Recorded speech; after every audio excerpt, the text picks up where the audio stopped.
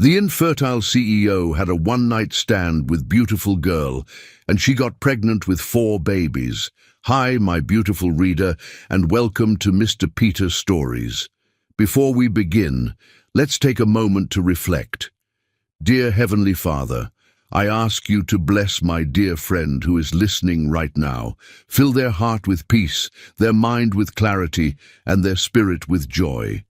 May they feel your love surrounding them and know they are cherished and never alone. Amen.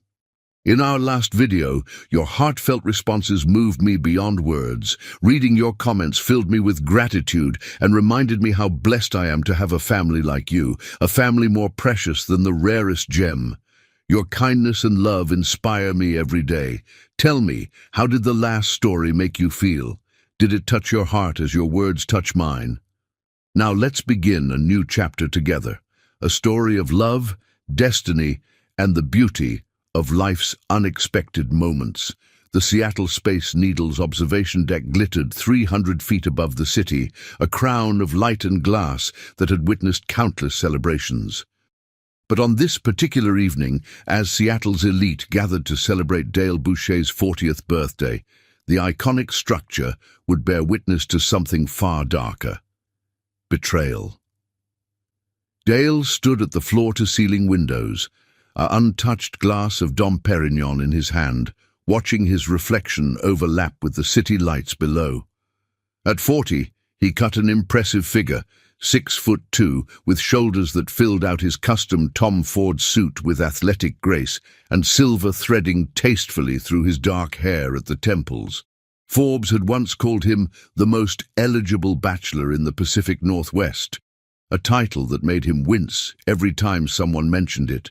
They didn't know about the fertility specialists, the failed treatments, or the nights he spent staring at nursery websites, imagining rooms he might never need. The party swirled around him in full swing, Seattle's business elite mingling with his board members and top executives from Premier Technologies. The company he'd built from a startup in his garage to a multi-billion-dollar medical technology empire now employed over 10,000 people. Their latest innovations in non-invasive surgical equipment were saving lives across the globe. It should have been a night of triumph. Another amazing year, Dale. Richard Chen, his CFO, raised a glass as he passed. The Q4 projections are looking better than ever. Dale nodded, his practiced smile sliding into place. Richard had been with him since the beginning, when they worked 80-hour weeks, fueled by nothing but instant ramen and dreams. Now, Richard wore Italian leather shoes and had 3 kids in private school. The thought sent a familiar ache through Dale's chest. The city lights blurred as he remembered his last doctor's appointment. Dr. Sarah Mitchell's voice, gentle but clinical. The latest treatment wasn't successful, Mr. Boucher. Given your specific condition, I think we need to discuss other options. He'd sat there in her office, surrounded by photos of the families she'd helped create, feeling like the last man on earth. A burst of laughter drew his attention to the bar, where Marcus Wellington held court among a group of investors. Wellington, CEO of Meridian Medical, Premier's biggest competitor, hadn't been invited. His presence set off warning bells in Dale's mind, but confronting him would cause a scene. Besides, several board members seemed quite comfortable with Wellington's impromptu appearance. Wellington caught his eye and raised his glass in a mock toast. The man was everything Dale wasn't. Old money, Yale legacy, third-generation CEO. He'd inherited his company. Dale had built his from nothing. Their rivalry had filled business papers for years, but lately, Wellington's attacks had become more personal. Dale! Jennifer Morris, his head of PR, appeared at his elbow. Her smile was too bright, her eyes worried. Channel 7 wants a statement about the rumors.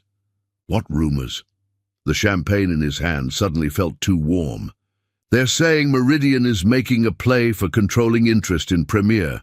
Something about private stock sales. Her voice dropped to a whisper. Social media is already picking it up. The glass shattered in Dale's grip before he even realized he'd tightened his hand. Champagne and blood mixed on the imported marble floor. Conversations stuttered to a halt as heads turned toward the sound. Mr. Boucher. One of the waitstaff hurried over with a towel. Dale barely noticed the sting of the cuts. Through the growing whispers, Wellington's voice carried clearly, "Careful there, Dale." Getting blood on the floors. Very unseemly for a man of your position. The pause was deliberate, the smirk evident in his tone. Though I suppose a man who can't create a legacy doesn't deserve to run a legacy company. The words hit like physical blows. Dale's private struggles with infertility had been leaked to Wellington somehow. The knowledge he'd tried so desperately to protect was now a weapon in his rival's hands. Looking around the room, Dale saw it in their faces, his board members, his trusted advisors, the slight shifts in posture, the averted gazes. They'd sold him out. While he'd been building the company's future, they'd been secretly selling their shares to Wellington. Blood dripped from his palm, each drop a quiet counterpoint to his racing thoughts. The empire he'd built, the lives his company saved, the jobs he'd created, all of it balanced on a knife's edge because he couldn't do the one thing nature intended, pass on his genes. "Sir," his assistant appeared with the building's first aid kit. "Let me help." "Not now." Dale's voice was ice, his mind already racing through options. He'd need to call an emergency board meeting. His lawyers would have to review the shareholder agreements. The PR team would need to craft a response. But first, he turned to face Wellington, letting his bloody hand drip onto his own ruined suit. Let them see it. Let them see that he could bleed and still stand. "A legacy?" Dale's voice carried across the suddenly silent observation deck. "Let me tell you about legacy, Marcus. Legacy isn't about DNA. It's not about passing on shares or inheriting Daddy's company. Each word was precisely chosen, pitched to carry to every corner. Legacy is about impact. How many lives have your inherited patents saved this year? How many surgeons are using your equipment in developing countries? How many of your employees' children are attending college because of your stock options program?" He stepped forward, and despite the blood, despite the whispers, his presence filled the room. "You want to talk about creating things? I created hope for patients who had none. I created jobs for people who needed them. I created solutions to problems your R&D team said were impossible." His smile was sharp as broken glass.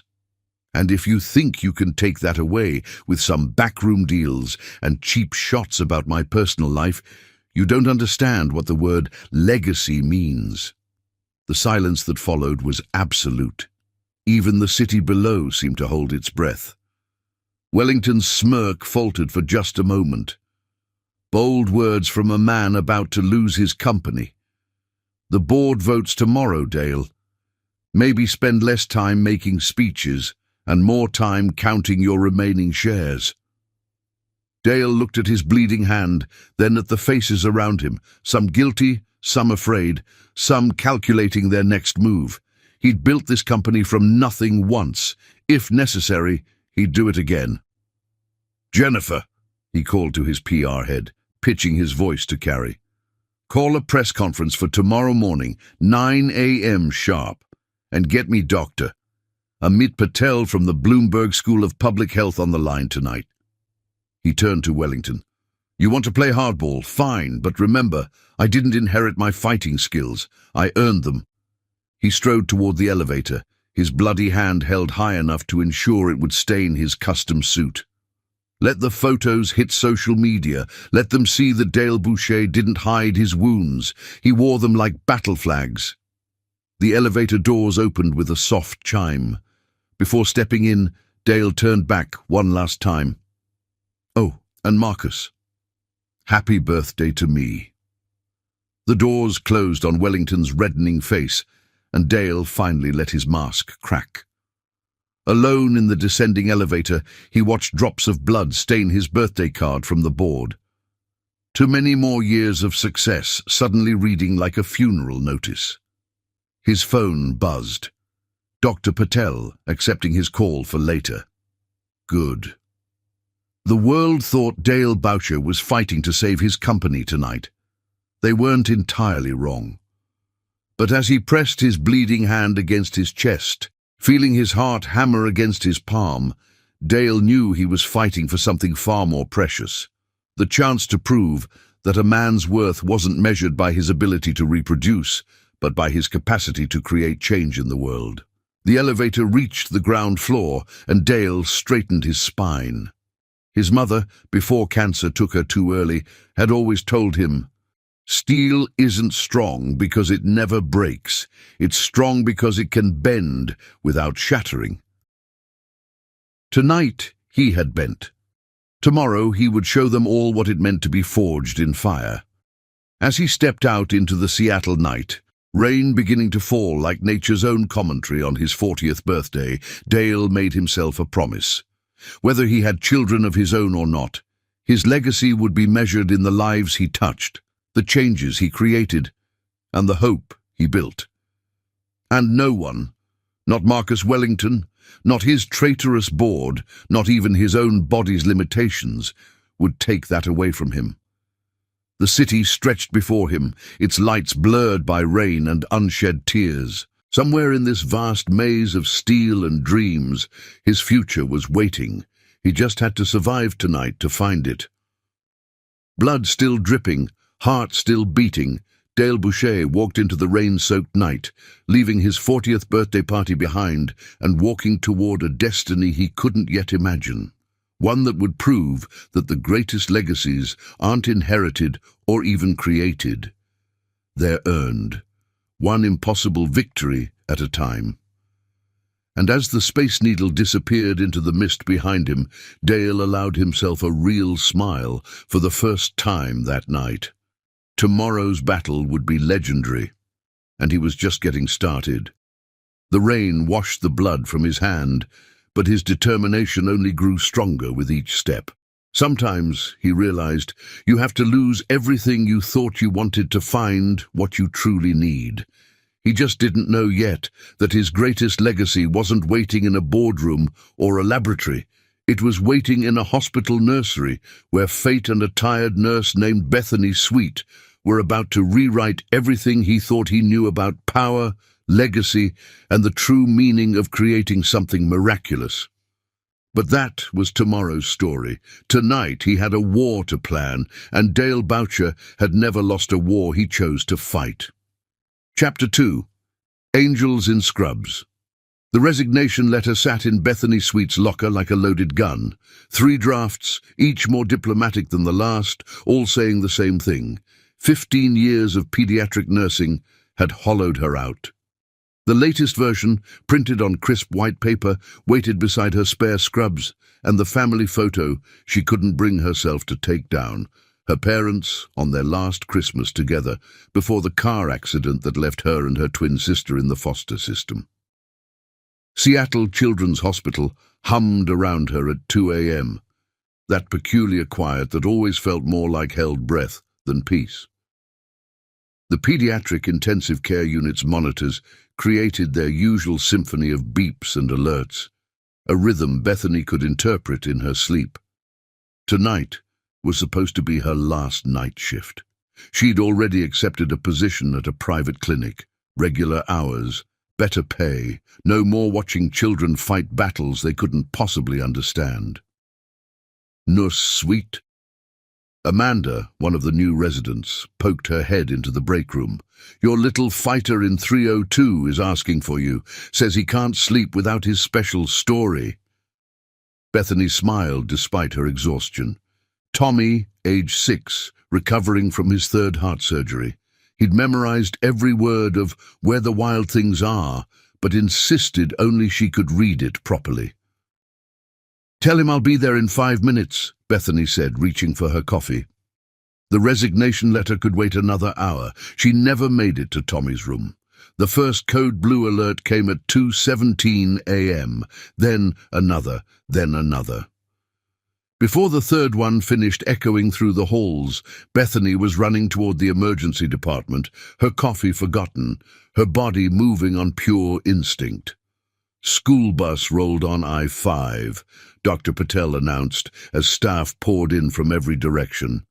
20 children, ages 5 to 11. First ambulance is 3 minutes out. This is not a drill, people." The emergency department transformed like a creature waking from hibernation. Trauma bays were cleared, equipment was checked, blood was ordered. Bethany felt the familiar surge of adrenaline, her earlier exhaustion burning away in the face of immediate need.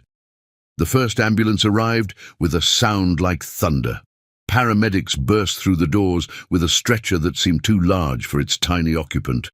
A girl, no more than 7, her blonde hair matted with blood, her Wonder Woman backpack still strapped to her chest. Multiple lacerations, possible internal bleeding, BP dropping. The paramedic rattled off stats as they moved. "She's been asking for her mom." Bethany fell into step beside the stretcher, her hand finding the girl's. "Hi, sweetheart. I'm Nurse Bethany. Can you tell me your name?" "Lucy," the child whispered through tears. "I want my mommy." "I know, honey. We're going to find her. Right now, I need you to be brave like Wonder Woman, okay? Can you do that for me?" Lucy's tiny fingers tightened around Bethany's as they wheeled her into Trauma Bay 1. And just like that, Bethany's world narrowed to this single point of contact. This one child, this one moment, this one battle. The next 6 hours passed in a blur of motion and desperate needs. More ambulances arrived, more children, more tears, more tiny hands reaching for comfort. Bethany moved from bed to bed, her skills on autopilot, while her heart broke and reformed with each new patient. At some point she found herself in Trauma Bay 3, helping to stabilize a boy with a collapsed lung. His dark eyes locked onto hers as Dr. Patel inserted the chest tube, and Bethany sang softly, an old lullaby her mother used to use, the one that always calmed the most frightened children. "You have a beautiful voice," a deep voice commented from behind her. Bethany turned, ready to ask whoever it was to leave the Trauma Bay, and found herself staring at Dale Boucher. The Dale Boucher, CEO of Premier Technologies, whose face she'd seen on countless magazine covers and news reports. He stood in the doorway wearing what had to be a bespoke suit, though it was rumpled now and his right hand was bandaged. "Mr. Boucher, this is a restricted area," she started, but he held up his uninjured hand. "I know, I'm sorry. I was dropping off some equipment donations when I heard about the accident. I thought maybe I could help." There was something in his voice, a roughness, a vulnerability, that made Bethany pause. The media painted him as a cold-hearted corporate titan, but the man before her looked lost, haunted even. Before she could respond, the boy on the bed whimpered. Instantly, Dale stepped forward, pulling something from his jacket pocket, a small stuffed dragon. "Hey there, warrior," he said softly, placing the dragon next to the boy's hand. "This is Blaze. He's very brave, just like you. Would you like to hear his story?" The boy nodded slightly, careful of his chest tube. And to Bethany's amazement, Dale Boucher, the billionaire CEO, pulled up a chair and began spinning a tale about a dragon who was afraid to fly until he learned that courage wasn't about not being scared. It was about flying anyway. Bethany found herself caught between monitoring her patient and watching this unexpected scene unfold. Dale's voice was gentle, his story simple but engaging. The boy's vital signs steadily improved as he listened, his small hand clutching the dragon. Over the next few hours, Dale moved from room to room, distributing stuffed animals and stories. He seemed to have an endless supply of both. Bethany kept crossing paths with him, each time noticing something new, the way his hands shook slightly when he touched the children's beds, The sadness in his eyes when he looked at the worried parents, the genuine warmth of his smile when a child hugged their new toy. At 3 a.m., she found him in the family waiting area, sitting with Lucy's mother, who had finally arrived. The woman was sobbing into her hands, and Dale was simply there, his presence somehow both powerful and gentle, offering silent support. "She's stable," Bethany announced, and watched both adults look up. "The surgery went well. She's asking for you, Mrs. Parker." As Lucy's mother rushed past to see her daughter, Dale stood, swaying slightly. Bethany noticed the shadows under his eyes, the way he favored his injured hand. "When did you last eat?" she asked, her nurse's instincts kicking in. He blinked, seemingly surprised by the question. "I don't remember." "Come on," she said, making a decision. "The cafeteria's closed, but we have decent coffee and sandwiches in the staff room." He followed her without argument, which told her more about his exhaustion than words could. The break room was empty, everyone else still dealing with the crisis. Bethany found herself making coffee and unwrapping sandwiches for a billionaire at 3 a.m., and somehow it felt perfectly natural.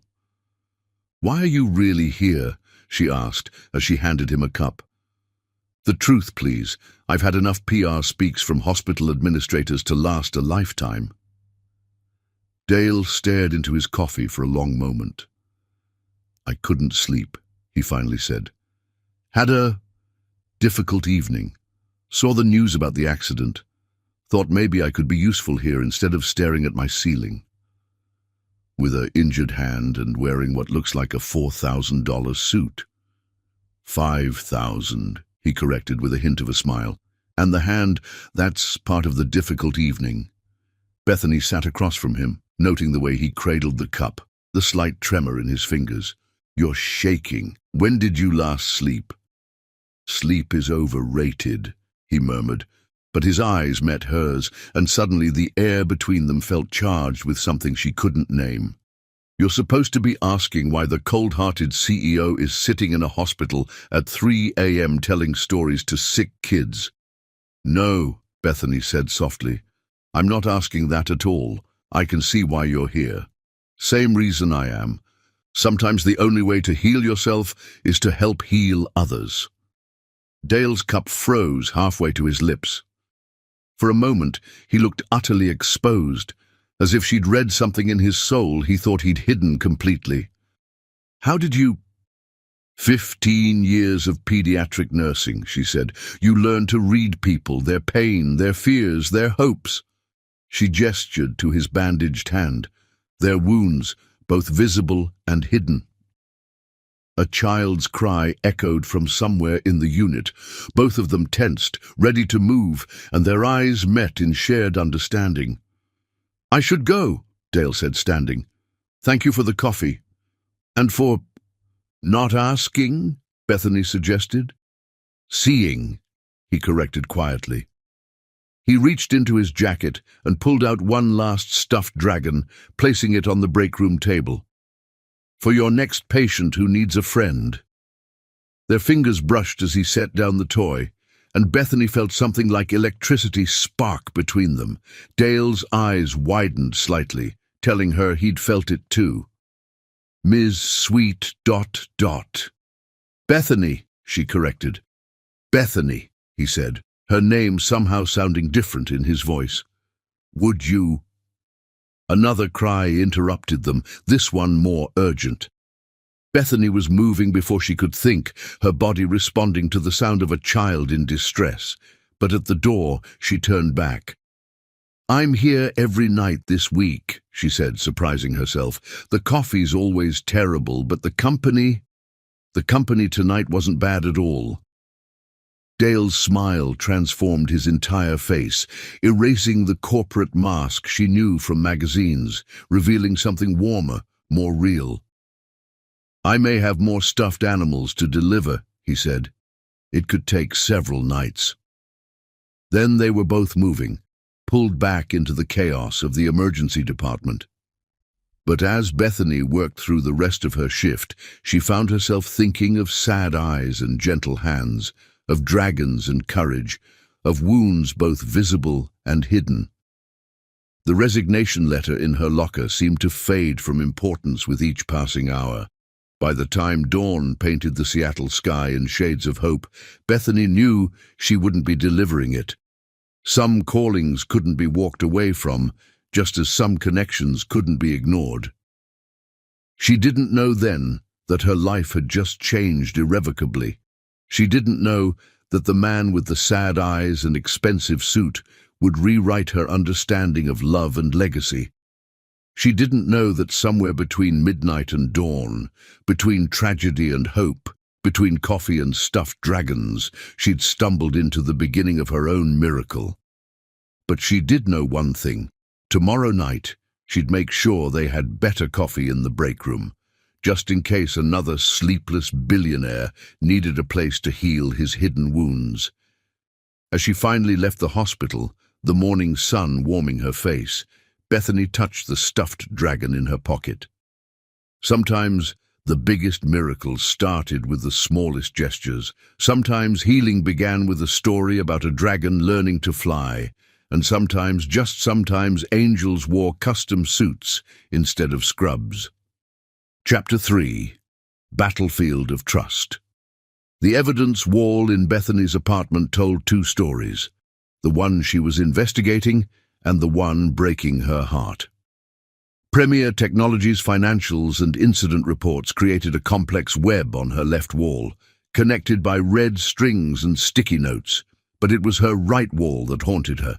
Candid photos of Dale reading to sick children, security footage of him delivering toys at midnight, newspaper clippings of his charity work that never made the front pages. Her HAP badge sat like an accusation on her desk as she stood in her date dress, still wearing the earrings Dale had sent that morning. The small box had arrived with a note. "These belonged to my mother. She wore them when she taught me that love is an action, not just a feeling. Will you wear them to dinner?" The earrings caught the light as Bethany traced a photo of Dale at a children's cancer ward. His public smile was nowhere to be seen. Instead, his face showed raw empathy as he held a crying child. Her fingers trembled as she touched the image. How could this man be the corporate villain she'd been sent to expose? Their first date had started as a tactical mission. Take him to dinner, gain his trust, find proof of corporate fraud. Instead, it had exploded into their first battle, not against each other, but for something bigger than both of them. $300,000 for a basic heart valve. Bethany had challenged over appetizers at Seattle's most exclusive restaurant. How do you justify that to families who can't afford it? Instead of defensive corporate speak, Dale had pulled out his laptop right there between the wine glasses. For 2 hours, he'd walked her through Premier's global initiative, how they used profits from wealthy markets to fund programs in developing countries. She'd watched him light up explaining how they'd revolutionized delivery systems in rural Africa, developed solar-powered diagnostic tools for remote clinics, trained local doctors in cutting-edge procedures. "The valve costs us $50,000 to make," he'd admitted. "We charge more in America so we can give them away in countries that can't afford them. Last year alone, we provided free cardiac care to over 10,000 children worldwide." Their argument had turned into a passionate discussion about healthcare ethics, global access, and the balance between profit and purpose. She'd left that night with her mission compromised and her heart traitorously intrigued. Their second date wasn't supposed to happen, but when a major snowstorm hit Seattle, trapping half her nursing staff at home, Dale had shown up at the hospital with his sleeves already rolled up. "I may run a company," he'd said, helping her change bedding in the pediatric ward, "but I still remember how to make a hospital corner.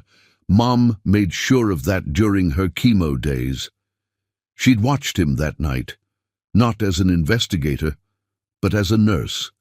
Watched how gentle his hands were with fragile patients, how he remembered every child's name, every parent's concern, How his corporate mask slipped when he thought no one was looking, revealing a deep well of carefully hidden pain. Now, standing in her apartment before their third date, Bethany faced her reflection in the window. The earrings Dale's mother had worn sparkled against her neck, beautiful and damning. On her desk, her latest report to HAP remained unfinished. Subject shows concerning patterns in testing protocols. Her phone buzzed, a text from Dale, just past the children's ward. Tommy asked me to tell you his heart feels super good today. His words, but I agree with the sentiment. My heart feels pretty super too, knowing I'll see you soon. Bethany sank into her chair, the weight of her dual life suddenly crushing. Every document she'd gathered showed suspicious patterns, but nothing concrete. Every lead she'd followed led to dead ends, or to more evidence of Dale's humanitarian work. It was like trying to prove darkness lived in the heart of light. A knock at her door made her jump. Dale was early. She quickly covered her evidence walls with the curtains she'd installed for this purpose, smoothed her dress, and opened the door. Dale stood there in a perfectly tailored suit, holding a small gift bag and wearing a smile that made her heart stutter. But it was his eyes that undid her, vulnerable, hopeful, carrying a warmth that no corporate CEO should possess. "I brought something for you," he said softly, "for when you have rough days at the hospital." Inside the bag was a teddy bear wearing scrubs, but it was what the bear held that made her throat tight. A miniature version of Where the Wild Things Are, Tommy's favorite book. "I had it custom made," Dale explained, suddenly seeming nervous. "The bear's scrubs have your name, and the book. I thought maybe on hard days you could remember how your voice sounds reading it, how you make scared children feel safe just by being you." In that moment, Bethany's carefully constructed walls cracked. How could she investigate this man who noticed when she was tired during rounds, who remembered which children needed extra stories, who carried other people's pain so carefully while hiding his own? "Dale," she started, not sure if she was going to confess everything or run away. But then his phone rang, an emergency board meeting. Something about irregularities in the testing data. Her heart froze. This was what she'd been waiting for, wasn't it? Evidence of corporate wrongdoing. "I have to go," he said apologetically. "But dinner tomorrow? There's something I need to tell you, something I've been afraid to share." She nodded, watching him hurry away. As soon as he was gone, she plugged the drive containing her latest surveillance into her laptop. Boardroom cameras captured Dale pacing in his office, his hands shaking as he popped pills she recognized as anti-anxiety medication. His phone conversations revealed not corporate fraud, but desperate attempts to understand why test results weren't matching across facilities. "Run the tests again," he ordered his head of research. "Every protocol, every safeguard. These devices save lives. We can't risk any mistakes." Bethany's own hands shook as she added the footage to her evidence wall. But which wall did it belong on? The one documenting potential crimes, or the one showing a man whose integrity ran soul deep? Her HAP supervisor's words echoed in her mind. "Find the smoking gun, Bethany. Every corporation has its dark side, even ones run by men who read to sick children. But what if they were wrong? What if, in their determination to find corruption, they'd targeted the one CEO who valued lives over profits?" Her phone buzzed again, another text from Dale. "I'm sorry about tonight, but I need you to know something. Meeting you, it's made me believe in impossible things again, in hope, in trust, in the kind of love my mother said was worth fighting for." Bethany touched the earrings she wore, feeling their weight like truth against her skin. Tomorrow she would have to decide, her mission or her heart, the evidence she'd gathered or the evidence of her own eyes, the investigator's path or the harder road of trust. But tonight, in her apartment with its walls of contradiction, she allowed herself to feel the full complexity of loving someone she was meant to destroy. Because sometimes the greatest battles weren't fought with weapons or evidence or corporate power. Sometimes they were fought in the space between duty and desire, between facts and faith, between the head that knew to be cautious and the heart that recognized its own truth in another's eyes. And sometimes, just sometimes, love wasn't a battlefield at all. It was a surrender to something stronger than doubt, more powerful than fear, and more true than any evidence wall could ever capture. Chapter 4. The Night. Everything changed. The Seattle Children's Hospital Foundation Gala transformed the Grand Hyatt's ballroom into a garden of silver and blue lights. Crystal chandeliers cast prismatic patterns across evening gowns and tuxedos, while ice sculptures of children playing sparkled like frozen dreams. At the center of it all, Bethany Sweet stood in a midnight blue gown that seemed to capture starlight, her heart pounding with the weight of the USB drive hidden in her clutch. 2 hours earlier, she'd discovered the truth. The evidence had been buried in encrypted files on Meridian Medical's servers, files that her HAP colleagues had finally cracked. Marcus Wellington hadn't just fabricated evidence against Premier Technologies. He'd orchestrated a years-long campaign to destroy Dale Boucher, starting with leaked medical records about Dale's infertility treatments. Now, watching Dale work the room in his perfectly tailored tuxedo, Bethany felt torn between urgency and heartbreak. He moved with practiced ease among Seattle's elite, but she could see the cost in the tension of his shoulders, the slight tremor in his hand as he lifted his champagne glass. Each smile looked more forced than the last. Ms. Sweet. Marcus Wellington's voice behind her carried all the warmth of a snake's belly.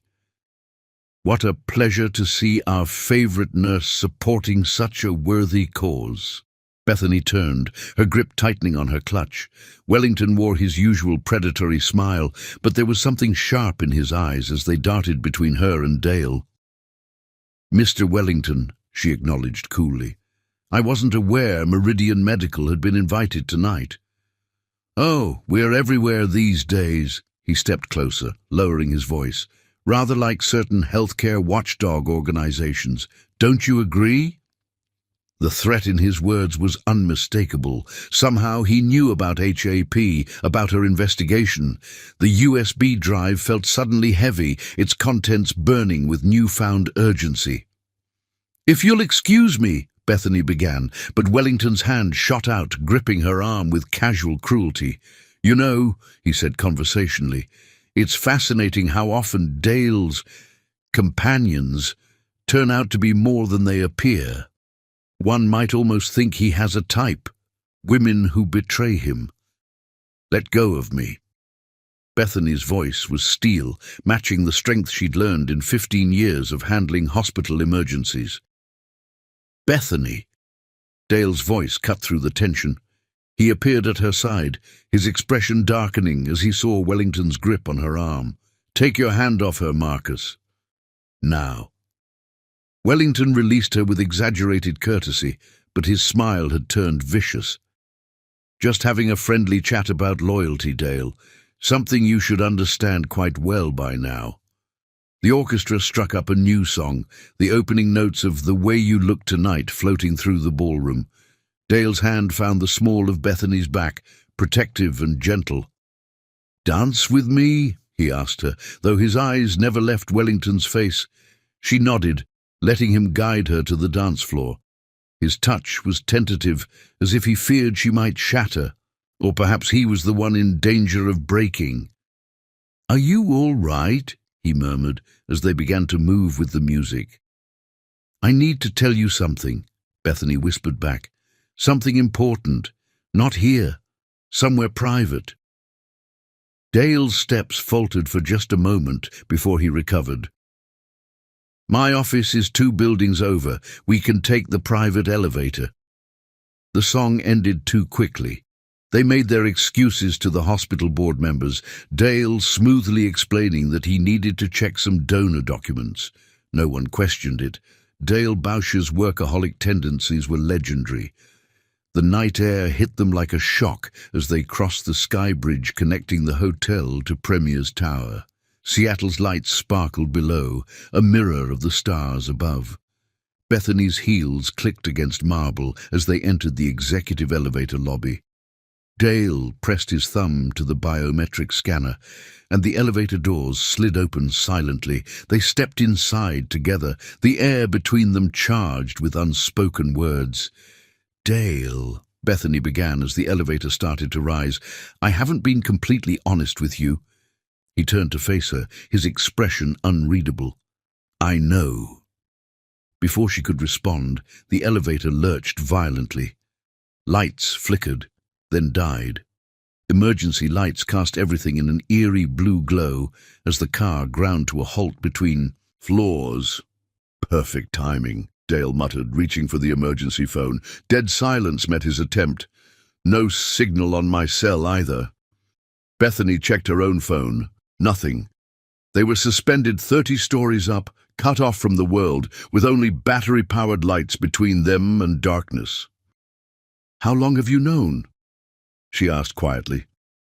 Dale loosened his bow tie, suddenly looking exhausted. "About Hap?" 3 weeks. About you being their investigator? 2 weeks. About Wellington's involvement, that I just figured out tonight watching him watch you. Why didn't you say anything?" He laughed, but there was no humor in it. "Why didn't you? We've both been keeping secrets, Bethany. I just never expected mine to hurt quite this much." The pain in his voice cut through her defenses. She opened her clutch, removing the USB drive. "I found evidence tonight. Wellington fabricated everything. The patient complaints, the testing irregularities. It was all Meridian, not Premier. He's been systematically destroying evidence and planting false leads for years." Dale stared at the tiny drive as if it might bite him. "Why? Why help me now?" "Because I know you," Bethany said softly. "The real you, not the CEO in magazines or the target of my investigation. I know how you sing off-key to scared children, how you remember every nurse's birthday, how your hands shake when you think no one's watching, but you never let it stop you from holding a crying child." She stepped closer, her heart pounding. "I know how you kiss like you're afraid of breaking something precious. How you look at families in the pediatric ward with such longing it hurts to watch. How you build empires but still carry stuffed animals in your car just in case a child needs comfort." Dale's breath caught. In the blue emergency light, she could see tears in his eyes. "You weren't supposed to be real," he whispered. "After Julia died, I swore I'd never trust anyone again." "Julia? My wife. Former wife. She was Wellington's sister." The words seemed to cost him physical pain. "She married me when Premier was just starting, filed for divorce the day after we got the first major FDA approval, called my infertility a convenient business liability. She'd been feeding information to Marcus the entire time." Understanding dawned like a bitter sunrise. "That's why Wellington's attacks got so personal. He had inside information about your medical history." Dale leaned back against the elevator wall, sliding down until he sat on the floor, his perfect tuxedo wrinkled, his carefully maintained facade cracking. "I thought I was protecting myself, keeping people at a distance. Then you walked into my life with your terrible coffee and beautiful heart, and suddenly all my walls meant nothing." Bethany sat beside him, close enough to feel his warmth, but not touching. "I took this assignment because I believed corporations were putting profits over patients. I lost my parents to medical negligence, watching them die because some company decided their treatment was too expensive. It broke something in me. I swore I'd never let it happen to anyone else." "I remember the first time I saw you in the hospital," Dale said softly. "You were singing to that little boy with the collapsed lung. Your voice wasn't particularly good." She laughed despite herself. "Thanks a lot. But it was real," he continued.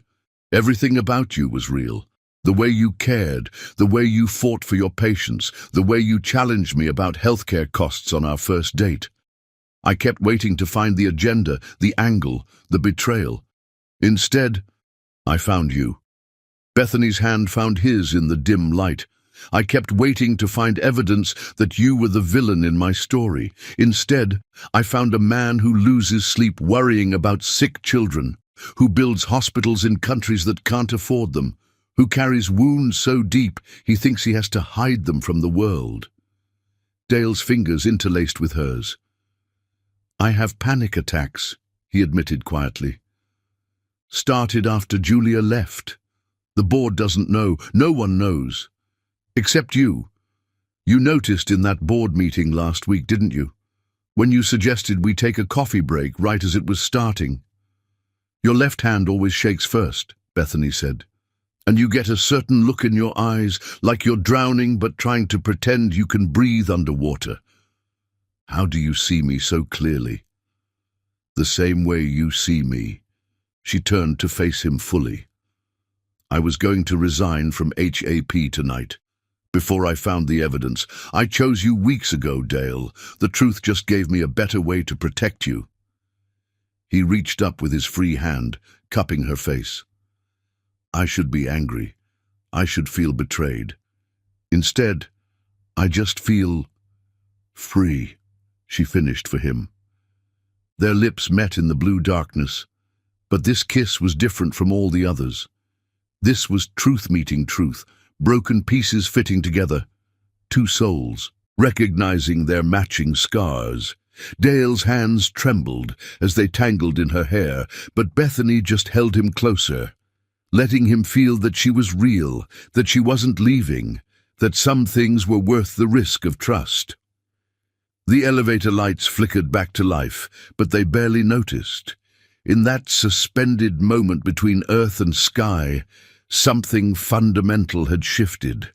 All their carefully constructed walls had crumbled, leaving only the raw, beautiful truth of two people who had found home in each other's broken places. Later, they would face Wellington's schemes together. Later, they would build something extraordinary from the ashes of their secrets. Later, they would learn that their biggest miracle was still waiting to surprise them. But in that moment, in an elevator caught between floors, they discovered that sometimes the greatest power isn't in keeping secrets. It's in finding someone strong enough to help you carry their weight. And sometimes love isn't about being perfect. It's about being perfectly honest about your imperfections. The night had changed everything. But then again, maybe everything had been changing since the moment a tired nurse and a lonely CEO found each other in a hospital at 3 a.m., both thinking they were broken beyond repair, both about to discover that the best love stories start with two people brave enough to let their guards down and their hearts open, even if it takes a stuck elevator to make it happen. Chapter 5. Storm Warnings.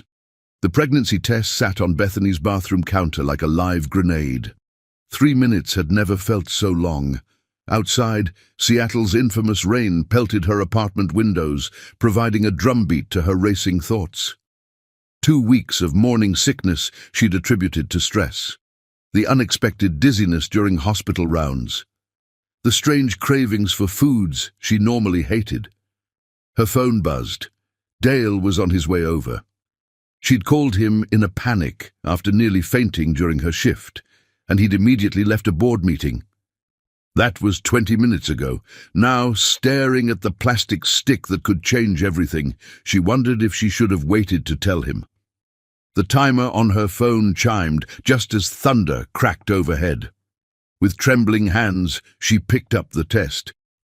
Positive. The world tilted sideways. She grabbed the counter for support, her mind racing through impossibilities. Dale's infertility wasn't just a medical fact. It had been confirmed by multiple specialists over years of testing. The most recent doctor had been brutally clear: the chance of natural conception is effectively zero. Yet here she was, staring at two pink lines that defied medical science. A knock at her door made her jump. She quickly hid the test in her pocket and went to let Dale in. He stood in her doorway, his suit slightly damp from the rain, his face etched with concern. "Are you okay?" he asked immediately, stepping inside and cupping her face in his hands. "Jennifer said you looked pale at the hospital. Have you seen a doctor?" Bethany leaned into his touch, drawing strength from his presence. "I need to show you something," she whispered. "But you should sit down first." Dale's expression shifted from concern to worry. "Bethany, what's wrong?" Instead of answering, she led him to her couch and pulled the pregnancy test from her pocket. For a moment he just stared at it, uncomprehending. Then his face went completely white. But that's not possible," he whispered. "The doctors said—" "I know."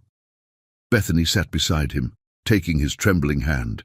"I took 3 tests, all positive." Dale's breathing became shallow, and she recognized the signs of an impending panic attack. Quickly, she knelt in front of him, taking both his hands. "Breathe with me," she instructed softly.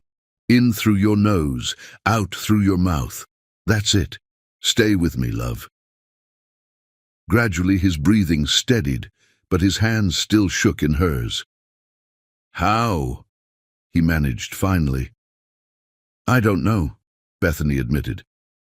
"But I made an appointment with Dr. Sarah Mitchell for tomorrow morning. She's the best reproductive specialist in the city." "I remember her," Dale said quietly. "She was the one who told me."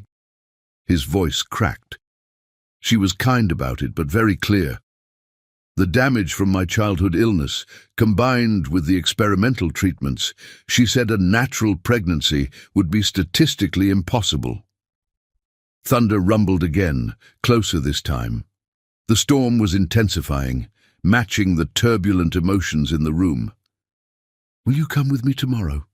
Bethany asked softly. Dale pulled her up onto the couch beside him, wrapping her in his arms. "Try to stop me," he murmured into her hair. They sat like that for a long time, listening to the storm and holding each other. Eventually, Dale's hand drifted to her stomach, resting there with a touch so gentle it brought tears to her eyes. "If this is real," he whispered, "if this is actually happening... "It's terrifying," Bethany finished for him. "And wonderful," he added, "and impossible, and perfect." The next morning dawned grey and cold. Dr. Mitchell's office was on the top floor of Seattle's most prestigious medical building, with views of the Space Needle that neither of them noticed. They were too focused on the ultrasound screen, where Dr. Mitchell was frowning in concentration. "This is—" she began, then stopped, adjusting something on the machine. "What's wrong?" Dale's grip on Bethany's hand tightened. Dr. Mitchell turned to them with an expression of complete amazement. "Nothing's wrong, but I'm seeing something extraordinary. There aren't just 2 heartbeats." "Twins," Bethany whispered. "No." Dr. Mitchell turned the screen toward them. "Quadruplets, 2 sets of identical twins, all with strong heartbeats." The room seemed to spin. Dale sat down hard in the nearest chair, while Bethany stared at the screen in shock. That's impossible," Dale managed finally. "Apparently not." Dr. Mitchell's voice was gentle, but excited. "Mr. Boucher, given your medical history, this is unprecedented. The odds against natural conception were astronomical. The odds against quadruplets, especially 2 sets of identical twins. I've never seen anything like this in my entire career." She spent the next hour walking them through what this meant. High-risk pregnancy, constant monitoring, possible bed rest, the risks and challenges ahead of them. But Dale and Bethany were only half listening. Their eyes kept returning to the screen, to the 4 tiny heartbeats that shouldn't exist, but somehow did. They were so absorbed in their miracle that they didn't notice Dr. Mitchell's assistant stepping out to take a phone call. Didn't realize that news this extraordinary couldn't stay secret for long. The storm broke as they left the medical building. Dale was already on the phone with his legal team, setting up trust funds, arranging for the best maternal fetal medicine specialists. Bethany was texting her supervisor at the hospital, requesting a meeting to discuss adjusting her schedule. Neither of them saw the photographer hiding behind a newspaper stand. Neither of them noticed the man in the grey suit who'd been watching Dr. Mitchell's office all morning. The first headline hit social media within hours. Miracle or manipulation? Premier tech CEO's impossible pregnancy raises questions. Dale saw it first, during a meeting with his executive team. His phone had been buzzing continuously with notifications, but he'd ignored them until Jennifer, his PR director, burst into the room, looking pale. "Dale, you need to see this, now!" The article was brutal. Someone had leaked Dale's complete medical history, including details of experimental fertility treatments he'd investigated years ago. Wellington's fingerprints were all over it, though proving that would be nearly impossible. The implications were clear. Premier Technologies had used its CEO as a test subject for unauthorized fertility treatments, raising questions about the company's ethical standards and research protocols. Dale's phone rang. Bethany. "Turn on the news," she said without preamble. Her voice was shaking. He grabbed the remote for his office TV just in time to see Marcus Wellington being interviewed outside Meridian Medical's headquarters. "These allegations are deeply concerning," Wellington was saying, his face a mask of false concern. "If Premier Technologies is conducting unauthorized human trials, especially on its own CEO, one has to wonder what other ethical lines they're willing to cross. The FDA should investigate immediately."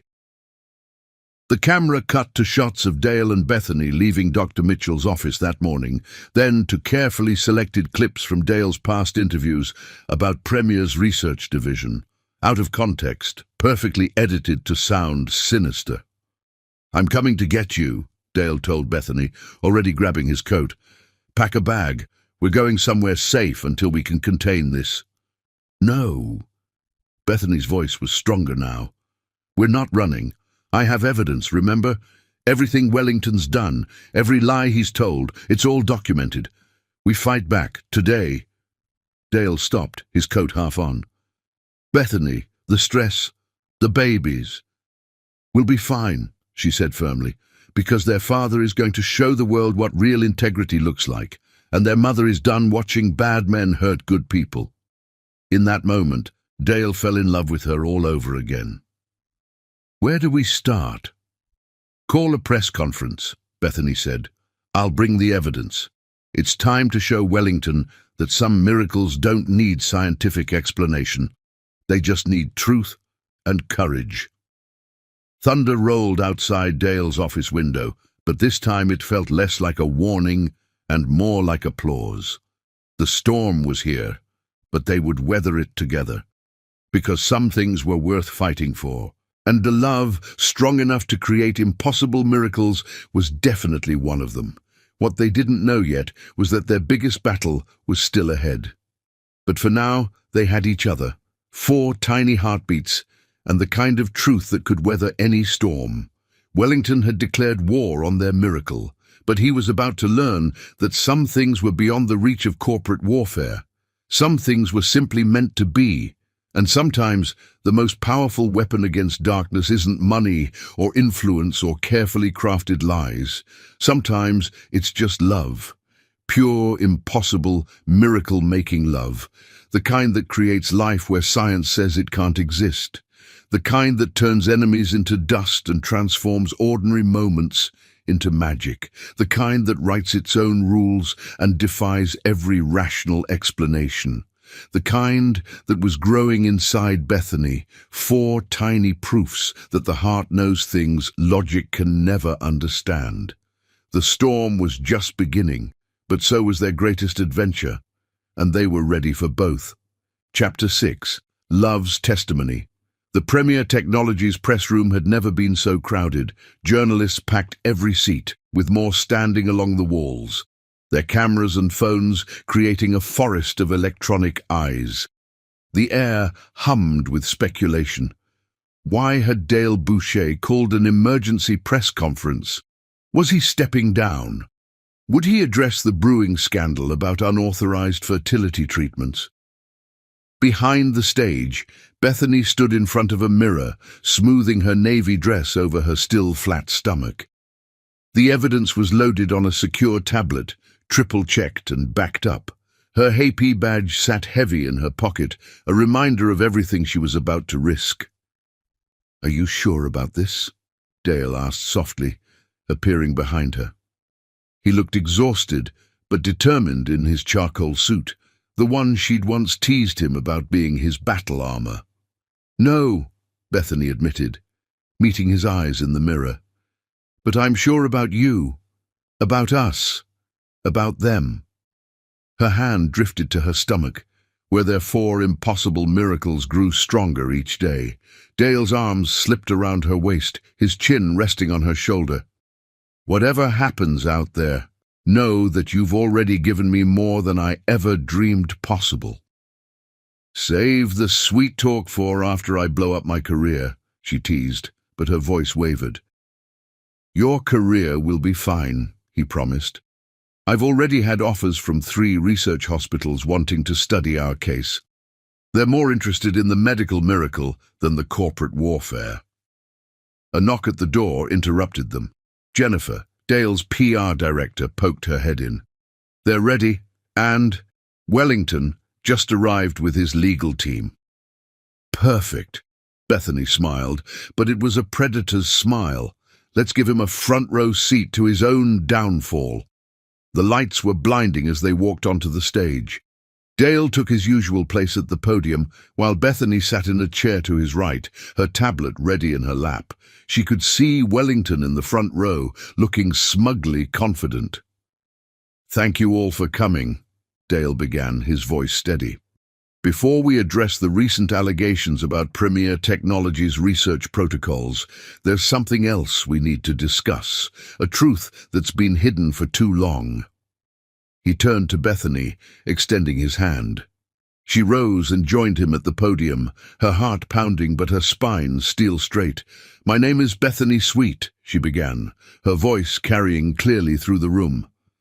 "For the past 6 months, I've been working undercover for the Healthcare Accountability Project, investigating allegations of corporate fraud at Premier Technologies." The room erupted in gasps and camera clicks. Wellington's smirk grew wider until Bethany continued. "What I found wasn't what anyone expected. The fraud existed, but not at Premier. The evidence led somewhere else entirely." She picked up her tablet, and the screen behind her came to life with documents, emails, and financial records. "It led to Meridian Medical and Marcus Wellington." The smirk vanished from Wellington's face as Bethany methodically laid out her case. The falsified test results, the doctored patient complaints, the systematic campaign to destroy Premier's reputation. "But the most damaging evidence," Bethany continued, her voice growing harder, "was personal. Mr. Wellington didn't just attack Premier Technologies. He used private medical information about Dale Boucher's infertility treatments to orchestrate a smear campaign. Information he obtained illegally through his sister's marriage to Dale years ago." Wellington stood abruptly, his face mottled with rage. "This is slander. You have no proof." "Actually," Dale cut in smoothly, "we have your own emails." He nodded to Jennifer, who clicked to the next slide. Wellington's private correspondence filled the screen, including messages about using Dale's medical history as leverage. "You didn't count on one thing, Marcus," Dale said quietly.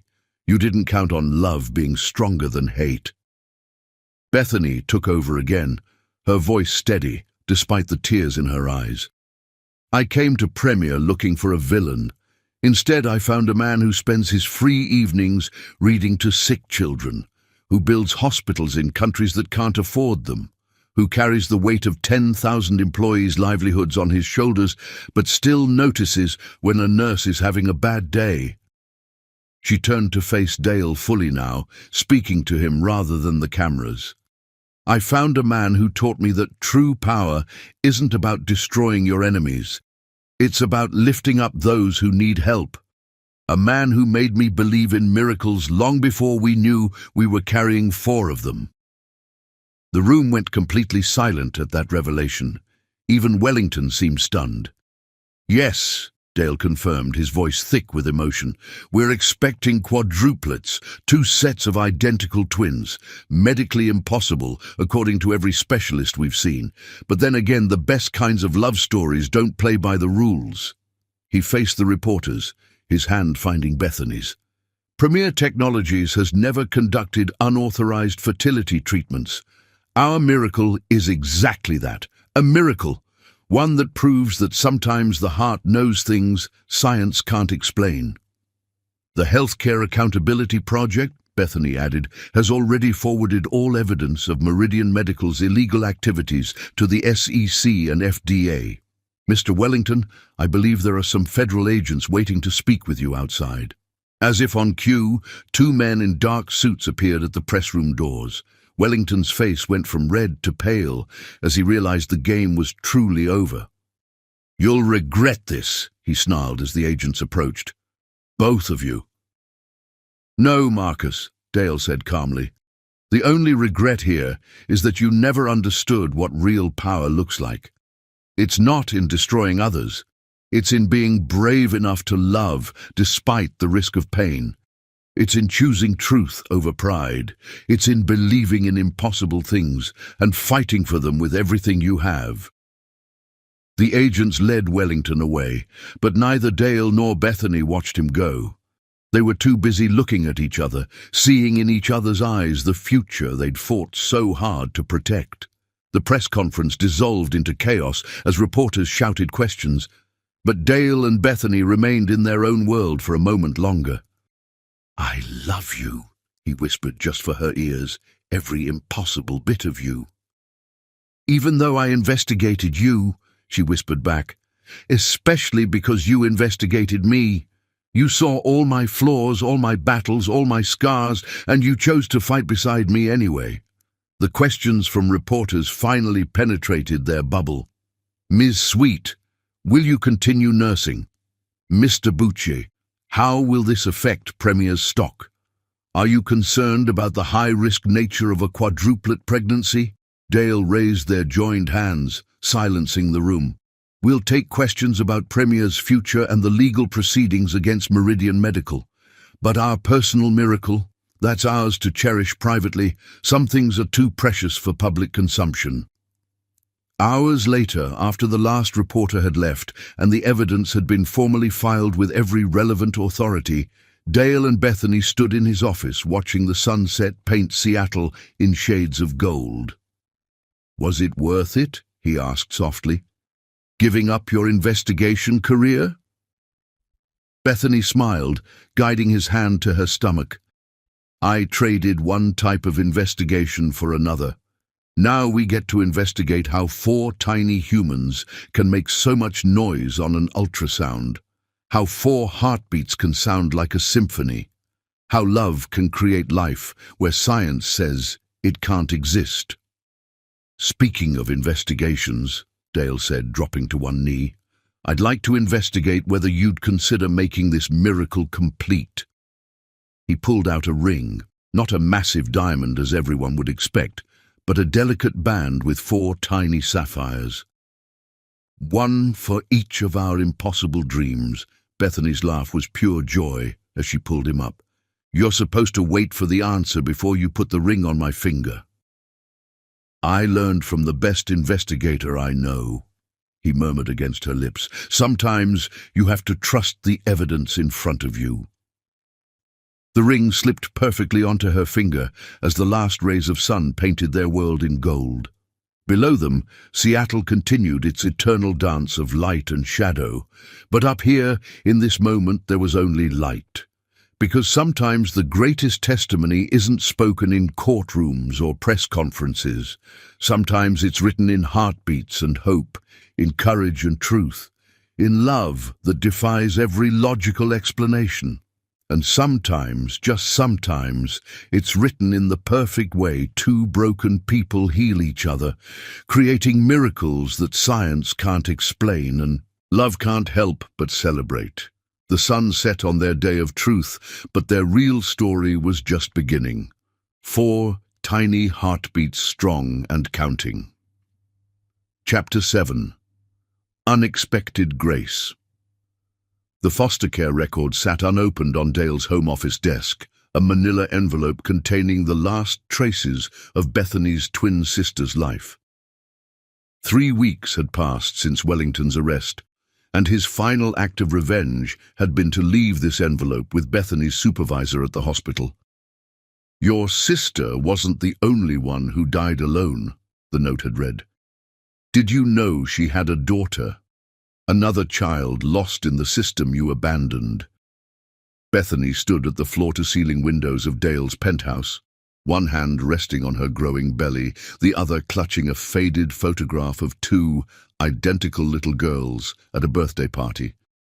She and her twin sister Sarah before the car accident that shattered their family, before Sarah ran away from their 3rd foster home, before Bethany channeled her pain into becoming a nurse, while her sister disappeared into Seattle's shadows. "We don't have to open it today," Dale said softly, coming to stand behind her. His reflection in the glass showed the worry lines around his eyes, concern for her, for their babies, for the weight of this new revelation. "Yes, we do." Bethany's voice was steady despite her trembling hands. "If I have a niece out there, alone in the system, I can't let another child go through what Sarah and I did." She turned from the window and walked to the desk, picking up the envelope. Inside were police reports, hospital records, and finally, a birth certificate. Sarah had named her daughter Chidi, a name from their Nigerian father's culture, meaning God's protection. "She's 13, Bethany whispered, tracing the date with her finger. "Sarah died when Chidi was only 6. Drug overdose in a shelter downtown." The pain in her voice was raw, decades of guilt and grief breaking free. "I should have looked harder for her. Should have known she was still in Seattle." Dale wrapped his arms around her from behind, careful of her growing belly. At 14 weeks, the quadruplets were making their presence known, turning simple movements into careful navigation. "We can't change the past," he murmured into her hair. "But we can change Chidi's future. If you want to find her, I'll move heaven and earth to make it happen." Bethany leaned back against him, drawing strength from his presence. "She's at Evergreen Group Home in Bellevue. According to these records, she's been through 4 foster homes in 7 years. The last note says she's resistant to placement and exhibits trust issues." "Wonder why?" Dale said dryly, his own childhood memories of loss coloring his voice. "When can we go see her?" Bethany turned in his arms, searching his face. "We? Dale, this isn't your responsibility. With the babies coming and Premier still recovering from the Wellington scandal." "Stop!" He pressed a finger to her lips. "First, nothing about you is a responsibility. You're a gift I thank God for every day. Second, those babies are miracles, but they're not the only kind of miracle worth fighting for. And third," he took a deep breath, "I know what it's like to be the kid that no one wants to deal with, the one with too many issues, too much baggage. If Chidi is family to you, she's family to me." Tears spilled down Bethany's cheeks as she kissed him fiercely. When they broke apart, she was already reaching for her phone. "I'm calling the social worker. Today. Now." 2 days later, they sat in a stark meeting room at Evergreen Group Home. The walls were painted an institutional beige, decorated with faded motivational posters. The social worker, Miss Chen, reviewed their paperwork with raised eyebrows. "You understand this won't be easy," she said, looking between them. "Chidi has significant trust issues. She's intelligent, brilliant actually, especially in science, but she doesn't let people close. And with your high-risk pregnancy—" "I'm her aunt," Bethany interrupted firmly. "Her mother was my twin sister. I'm all the blood family she has left. And I'm a guy who knows something about losing parents too young," Dale added quietly.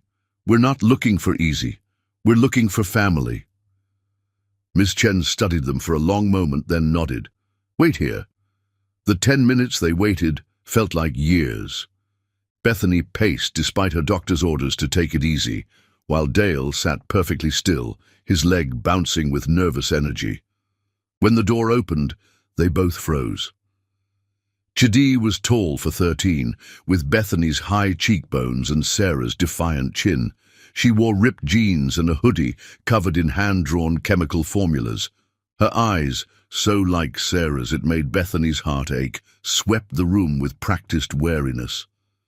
"Chidi," Ms. Chen said gently, "this is your Aunt Bethany and her fiancé, Dale." The girl's expression didn't change, but her hands tightened on her backpack straps. "I don't have an aunt." "Yes, you do." Bethany's voice cracked as she pulled out the old birthday photo. "This is your mum and me.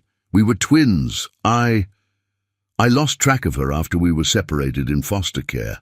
I didn't know about you until 2 days ago, or I would have come sooner. So much sooner." Chidi took the photo with trembling fingers. "Mum had this same picture," she whispered. "It burned in our last apartment." "I have more," Bethany said quickly. "Albums full, and stories. So many stories about your mom when we were kids, about your grandparents, about where your name comes from." "Why now?" Chidi's voice was sharp with years of protective anger. "Mom died 7 years ago. Where were you then?" "Fighting the wrong battles," Bethany admitted. "Trying to fix a broken healthcare system instead of fixing my broken family. I was wrong, and I'm so sorry. But I'm here now, if you'll let me be." "We both are," Dale added softly. He hadn't moved from his chair, instinctively understanding that this skittish teenager needed space. "No pressure, no expectations. Just family if you want it." Chidi's eyes fixed on Bethany's slightly rounded belly. "You're pregnant." "Yes, quadruplets, if you can believe it. 2 sets of identical twins." Something flickered in Chidi's eyes. Interest, maybe even a hint of scientific curiosity. "That's statistically improbable. The odds of naturally occurring quadruplets with 2 sets of identical twins are approximately 1 in 70 million. Dale grinned. "She's right. Our doctors are writing papers about it." "You like science?" Bethany asked hopefully. Chidi shrugged, but her fingers traced one of the formulas on her hoodie. "Chemistry makes sense. Molecules don't lie or leave." The words hit like physical blows, but Bethany pushed through the pain. "No, they don't. But sometimes people who've left come back. Sometimes they bring physics-defying miracles and impossible hopes and promises they intend to keep." "Pretty words," Chidi muttered, but she hadn't let go of the photo. "Not words," Dale said quietly. "Actions. We've already started the paperwork to become certified foster parents. We bought the penthouse next door to expand our home. There's a room there if you want it. Paint it any color you like. Fill it with chemistry sets and books and whatever makes you feel safe. And if I don't want it, then we keep visiting if you'll let us," Bethany said firmly. "We keep showing up. We keep proving that not everyone leaves." Chidi stared out the window for a long moment. "The babies will come first," she said finally. "Everyone always has something that comes first." "No," Dale and Bethany said simultaneously. Dale leaned forward, his voice gentle but intense. "Family isn't a competition, Chidi. Love doesn't divide, it multiplies, like a chemical reaction creating something greater than its original components." A tiny smile flickered at the corner of Chidi's mouth. "That's not how chemical reactions work." "Teach me," Dale offered. "I know business and medical technology, but chemistry was never my strong suit." The smile grew slightly. "You'd let me teach you? I'd be honored. And maybe you could help us set up the nursery. 4 babies are going to need some serious organizational systems. 4 babies are going to need someone who knows how to calculate proper formula ratios and sterilization procedures," Chidi muttered, then looked startled, as if she hadn't meant to show that much interest.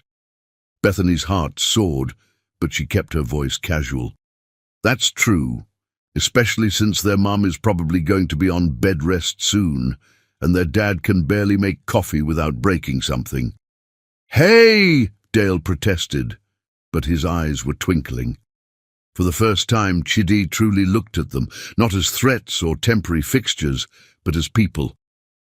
Can I think about it?" "Of course," Bethany said. "We'll come back tomorrow? Maybe bring lunch and those photo albums?" Chidi nodded slowly. "I have chemistry club until 3. "We'll come at 4, Dale promised. "Give you time to decompress after school." As they stood to leave, Chidi suddenly stepped forward and thrust the birthday photo at Bethany. "Keep it safe," she asked, her voice small. Just in case." Bethany understood what she couldn't say. "Keep it safe until I trust you enough to look at it again. Keep it safe until I believe you'll come back. Keep it safe until I'm ready to have a family again." "I will," she promised. "Everything precious deserves to be kept safe." Outside in their car, Bethany finally let the tears fall. Dale held her while she cried for Sarah, for Chidi, for all the years lost to fear and pain. "She's so much like both of us," she whispered. "Sarah's spirit, but my caution.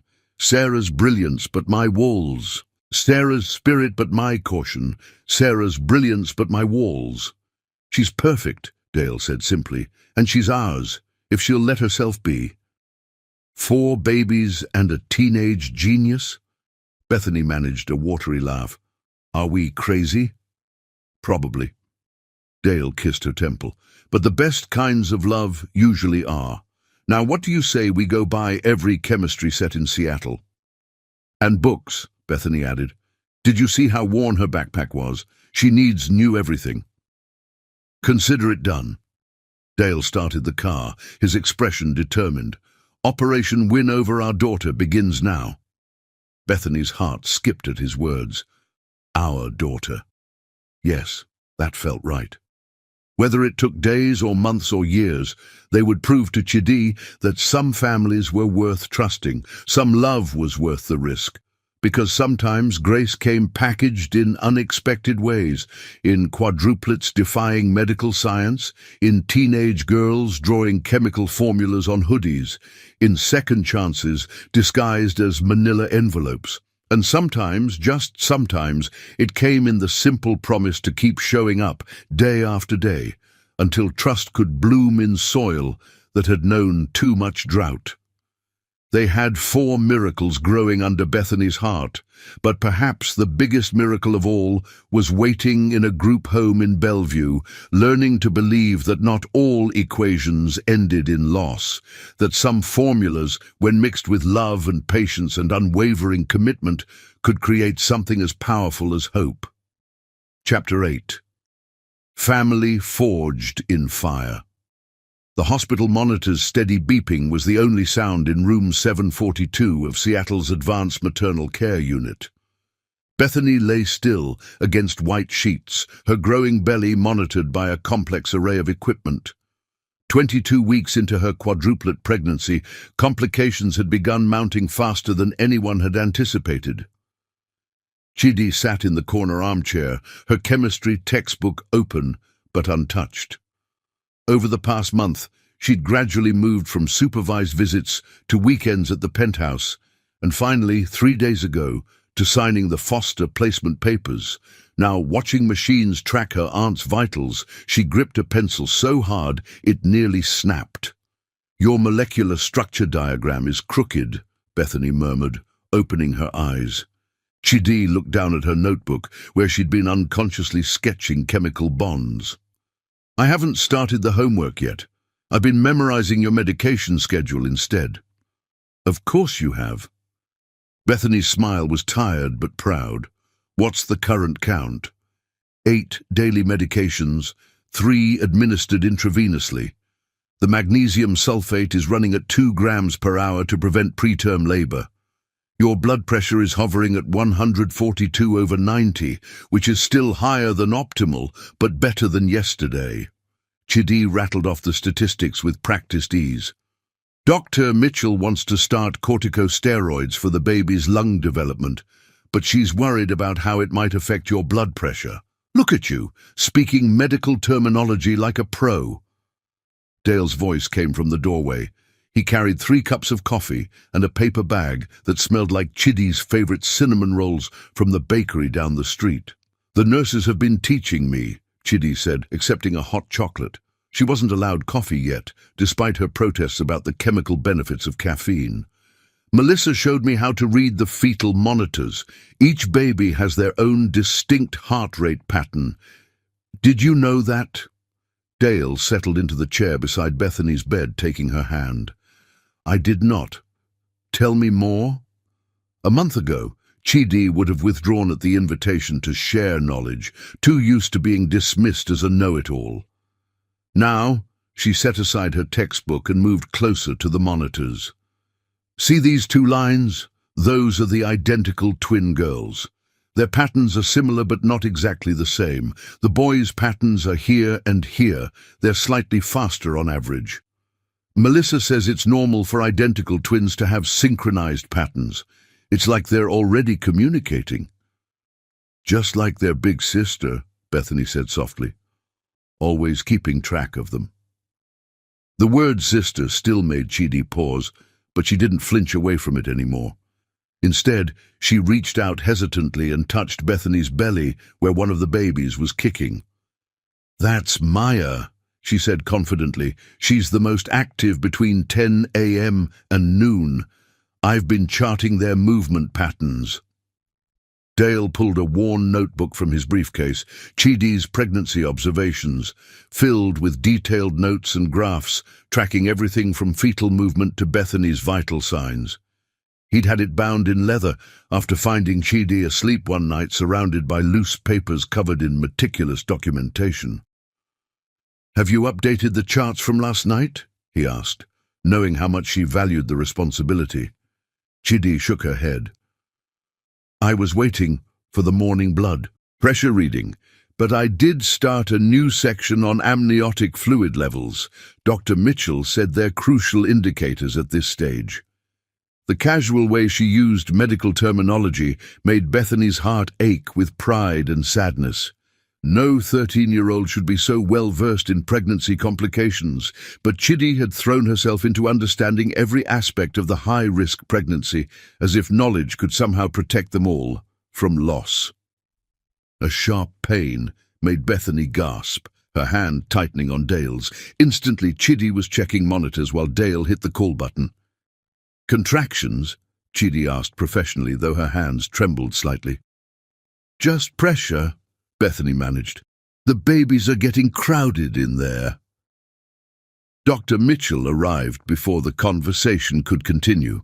She reviewed the monitors with a frown that made Chidi step closer to Bethany's bed protectively. The contractions are getting more frequent, the doctor said finally. We need to increase the magnesium sulfate. Bethany, I'm putting you on complete bed rest. No sitting up except for absolutely necessary medical procedures. But that means she can't come to my science fair next week, Chidi blurted, then immediately looked embarrassed at revealing she'd been counting on their presence. Dale wrapped an arm around her shoulders. I'll be there. Front row, embarrassing proud dad signs and all. The babies are the priority, Chidi said quickly, but her disappointment was visible. No, Bethany said firmly, despite her discomfort. Dale's right.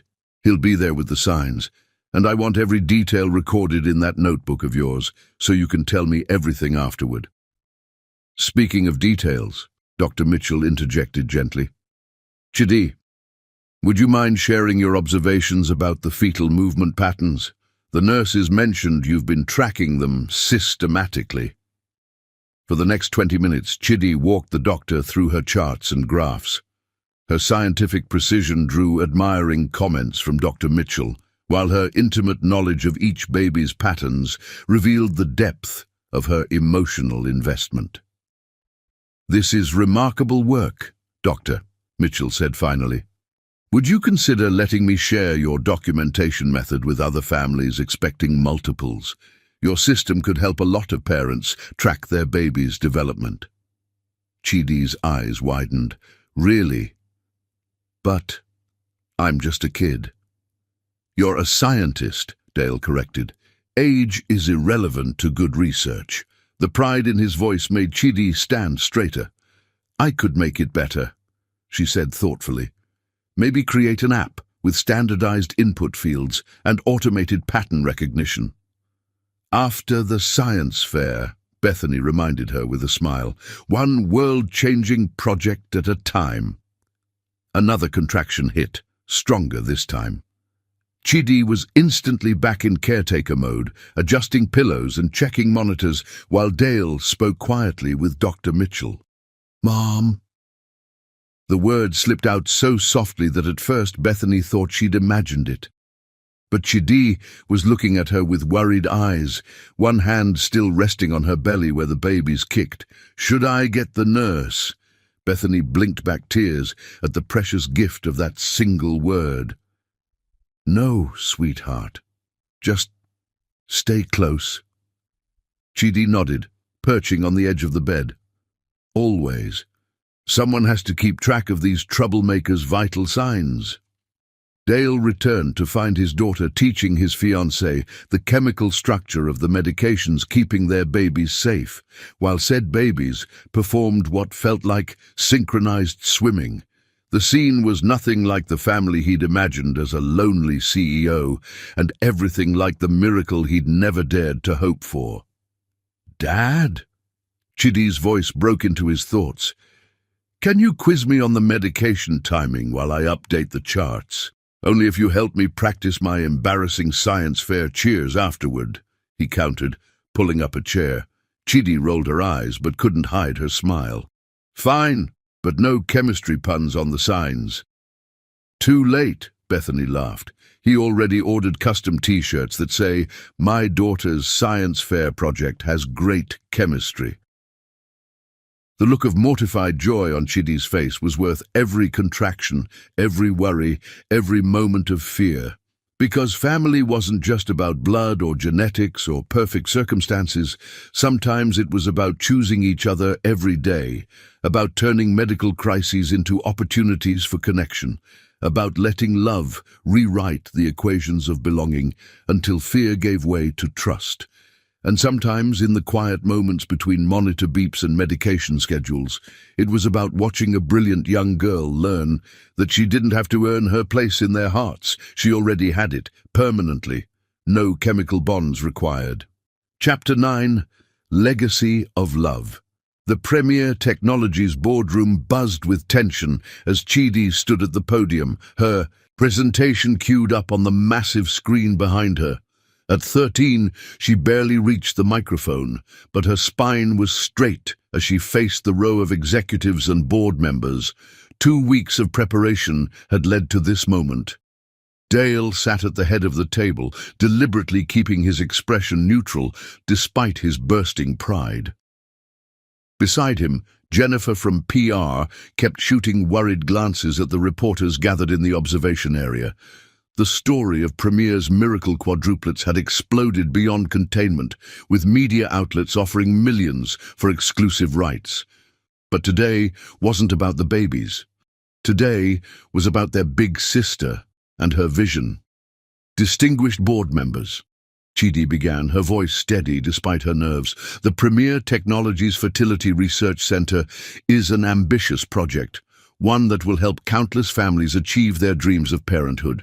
However, I believe we're missing a crucial opportunity to expand its impact." She clicked to her first slide, architectural renderings of a new wing. I propose the addition of the Premier Foster Youth Support Center directly connected to the main facility. This wing would provide medical care, educational resources, and emotional support specifically tailored to children in the foster system. Murmurs rippled through the board members. This wasn't the presentation they'd expected from the CEO's foster daughter. They'd anticipated something safe, something symbolic, not a fully developed proposal that would require significant additional investment. The statistics are clear, Chidi continued, advancing to a series of graphs. Foster children face disproportionate medical challenges with limited access to consistent health care. By integrating foster youth services with our fertility center, we create a holistic approach to family building. Parents seeking fertility treatments will have direct exposure to adoption and fostering options, while foster children receive the specialized care they desperately need. She touched her tablet, and new images filled the screen, detailed floor plans, staffing requirements, budget projections. Weeks of late nights working with Dale had refined her initial concept into a viable business proposal. The cost analysis indicates an initial investment of $12 million for construction and first-year operations. Chidi's voice gained confidence as she moved into the financial details. However, through strategic partnerships with state agencies and private foundations, we can offset 60% of ongoing operational costs. More importantly, the social impact metrics suggest. This is absurd, Gregory Matthews, one of the older board members, interrupted. We're a medical technology company, not a social services agency, and with all due respect, you're a child. Dale started to speak, but Chidi was faster. Yes, Mr. Matthews, I am a child. One who spent 7 years in the system you think isn't your concern. Her voice remained professional, but her eyes blazed. Would you like to know what that taught me about business? The boardroom fell silent. It taught me that innovation without compassion is meaningless, that medical breakthroughs mean nothing if they're not accessible to those who need them most. And most importantly, it taught me that sometimes the best business decisions come from understanding human needs, not just market demands. She advanced to her next slide, a comparison of companies with strong social impact programs versus those without. Companies with integrated social responsibility initiatives showed 23% higher customer loyalty and 18% better talent retention. By combining our fertility expertise with foster youth support, we don't just help children. We create a unique market position that differentiates Premier from every other fertility center in the world. Dale watched the board members' expressions shift from skepticism to interest. His daughter, and his heart soared every time he thought that word, wasn't just pulling at heartstrings. She was speaking their language, showing them how doing good could also mean doing well. The foster care system is broken, Chidi continued. I know because I lived it. But Premier has a unique opportunity to create something revolutionary. Imagine prospective parents coming here not just for fertility treatments, but for comprehensive family-building support. Imagine foster children receiving world-class medical care while being exposed to positive adult role models in a professional environment. She clicked to her final slide, a rendering of the completed center at sunset, its windows glowing with warm light. This isn't just about adding a wing to a building. It's about expanding our definition of what family can mean. It's about creating a legacy that goes beyond medical breakthroughs to touch lives that might otherwise be forgotten. The room was absolutely silent when she finished. Even the reporters, had stopped taking notes, caught up in the power of her presentation. Finally, Catherine Chen, the board's senior member, spoke. The financial projections seem solid, but the staffing requirements are intensive. How do you propose we handle specialized pediatric care alongside our fertility services? Chidi smiled. I'm glad you asked. She pulled up a new slide. "I've already discussed this with Dr. Mitchell. By integrating pediatric rotations from Seattle Children's Hospital, we create a training opportunity for medical residents while ensuring comprehensive care. Additionally, ... For the next hour, she fielded questions with a composure that made Dale's chest tight with emotion. Every challenge was met with carefully researched answers. Every concern was addressed with practical solutions. When the last question had been answered, Catherine Chen looked at Dale. "I move to approve the initial funding for feasibility studies and detailed architectural planning." "Seconded," came another voice, then another. The vote was unanimous. As the boardroom emptied, reporters clamoring for comments, Chidi finally allowed herself to relax. Dale pulled her into a fierce hug. "Your mother would be so proud," he whispered, meaning both Bethany and Sarah. "Do you think—" Chidi hesitated. "Do you think we can really help them? The other kids like me?" Dale looked at his daughter, this brilliant, wounded, healing girl who had turned her pain into purpose. "I think you already have. This center, this vision, it's going to change lives." "Speaking of changing lives," Jennifer interrupted apologetically, "Good Morning America wants an exclusive on the Quadruplets story. They're offering—" "No," Chidi said firmly. "Mom needs rest, not cameras. The baby's story is private. But—" she straightened her shoulders, "I'll do an interview about the foster care center, if that helps." Dale watched in amazement as his 13-year-old daughter calmly negotiated terms with his PR director. Gone was the withdrawn girl from the group home. In her place stood a young woman who had found her voice and her purpose. Later, in Bethany's hospital room, they celebrated with contraband chocolate cake while watching the local news coverage. "My brilliant girl," Bethany beamed as Chidi showed her the approved plans. "You're going to help so many children." "Our brilliant girl," Dale corrected, earning a smile from Chidi that lit up the room. The babies chose that moment to make their presence known, kicking in what felt like synchronized approval. Chidi immediately began documenting their movements in her ever-present notebook. "Maya started it," she noted professionally. "She always leads the dance party." As Dale watched his daughter record their miracle baby's movements while discussing architectural plans with Bethany, he marveled at how love could transform everything it touched. Wellington's last attempt at revenge, revealing Chidi's existence, had backfired spectacularly.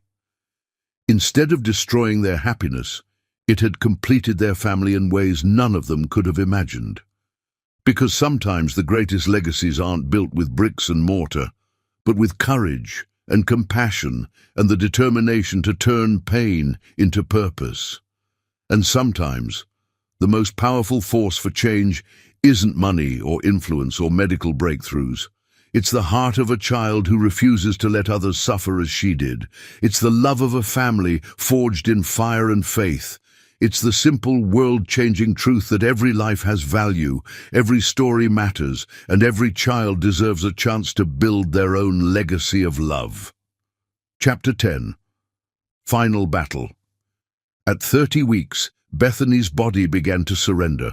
The monitors in her hospital room played a symphony of urgent alerts as her blood pressure spiked dangerously high. Dr. Mitchell had moved her to the ICU, where machines tracked every breath, every heartbeat, both hers and the baby's. Dale hadn't left the hospital in 3 days. He ran Premier Technologies from a makeshift office in the corner of Bethany's room, his empire managed between beeping monitors and whispered medical consultations. Dark circles shadowed his eyes, his usual impeccable appearance replaced by wrinkled dress shirts and uncombed hair. Chidi had converted the ICU waiting room into a study hall, her textbooks spread across 3 chairs, while she alternated between homework and reviewing medical journals. She'd recruited a rotation of medical students to help her research similar cases, promising them recommendations from Dale in exchange for their expertise. "Her protein levels are rising again," Chidi announced quietly, studying the latest lab results. She'd learned to read medical charts faster than some residents, her scientific mind focused entirely on understanding her mother's condition. Dale looked up from his laptop, where he'd been on a video call with his board. "How bad?" "Bad enough that Dr. Mitchell ordered hourly monitoring." Chidi's voice was clinical, but her hands shook as she updated her charts. "The preeclampsia is getting worse." They both looked at Bethany, who lay still against white sheets, her skin almost as pale as the hospital linens. Medication kept her sedated to prevent seizures, but occasionally her fingers would twitch, searching for something or someone. "The babies are stable," Chidi continued, because focusing on data helped her stay strong. "Their heart rates are maintaining good variability. Maya's still the most active, but even she's quieter today. It's like they know to conserve their energy."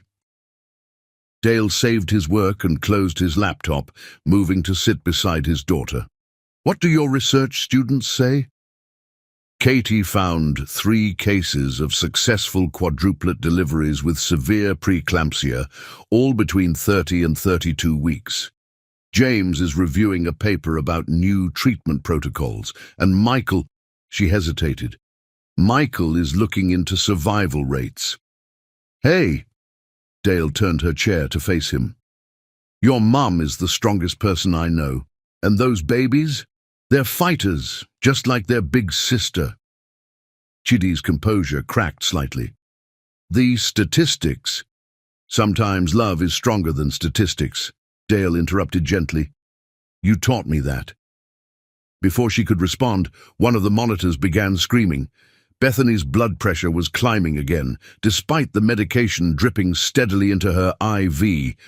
Medical staff flooded the room, their voices overlapping with urgent commands. Dale and Chidi were pushed toward the door, but not before they saw Bethany's body arch with a seizure. "No," Chidi whispered, her scientific detachment shattering. "Mom!" Dale held her back as doctors worked, his own heart threatening to stop at the sight of Bethany convulsing. Through the chaos, they heard Dr. Mitchell's voice. "We need to deliver. Now." "It's too early," Chidi protested. But her words were lost in the rush of activity as they prepared to move Bethany to surgery.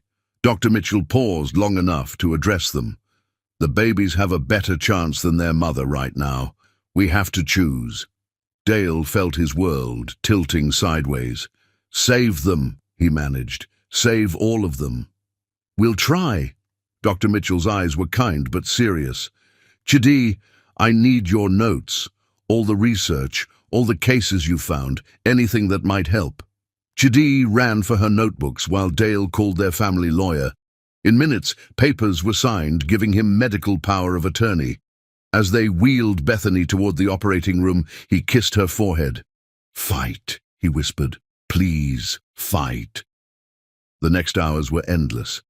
Dale paced while Chidi read medical journals aloud, her voice growing hoarse as she searched for anything that might help. The waiting room filled with Premier Technologies employees, hospital staff who'd grown to love Bethany, and even some of Chidi's former foster care workers. "I should have seen it coming," Chidi said suddenly, her voice small.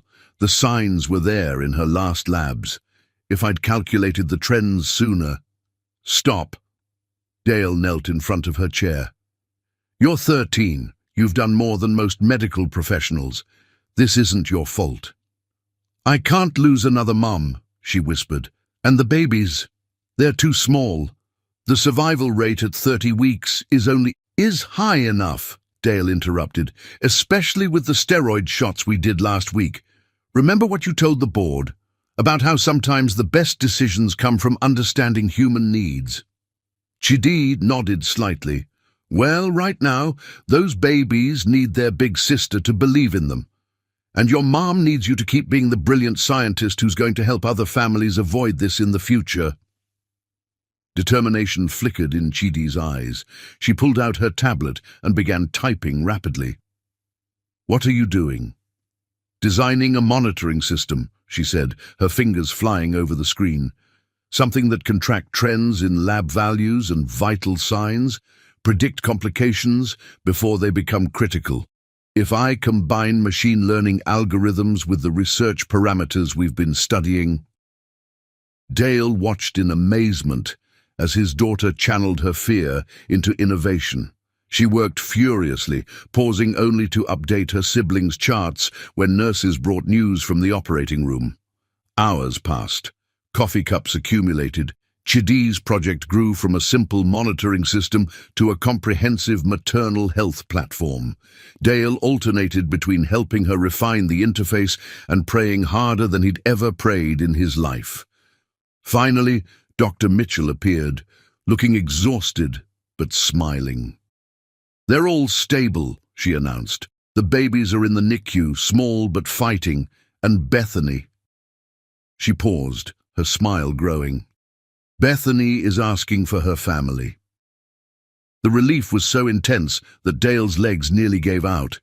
Chidi launched herself into his arms, her tablet clattering forgotten to the floor. "She's really okay?" Chidi asked, her voice breaking. "All of them?" "Come see for yourself," Dr. Mitchell said. "The nurses are already taking bets on which baby is going to be the first to break out of their incubator. Apparently, Maya's heart rate increases every time someone mentions her sister's name."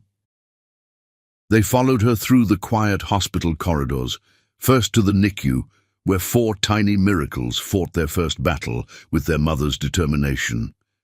Then to recovery, where Bethany lay pale but alive, her smile tired but radiant. "My scientists," she whispered as they entered.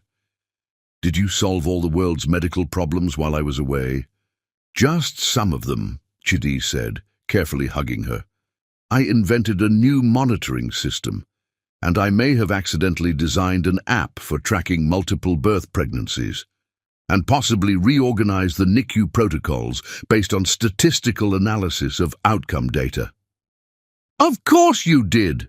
Bethany's laugh was weak but real. "And you?" she asked Dale. "I just loved you," he said simply. "All of you."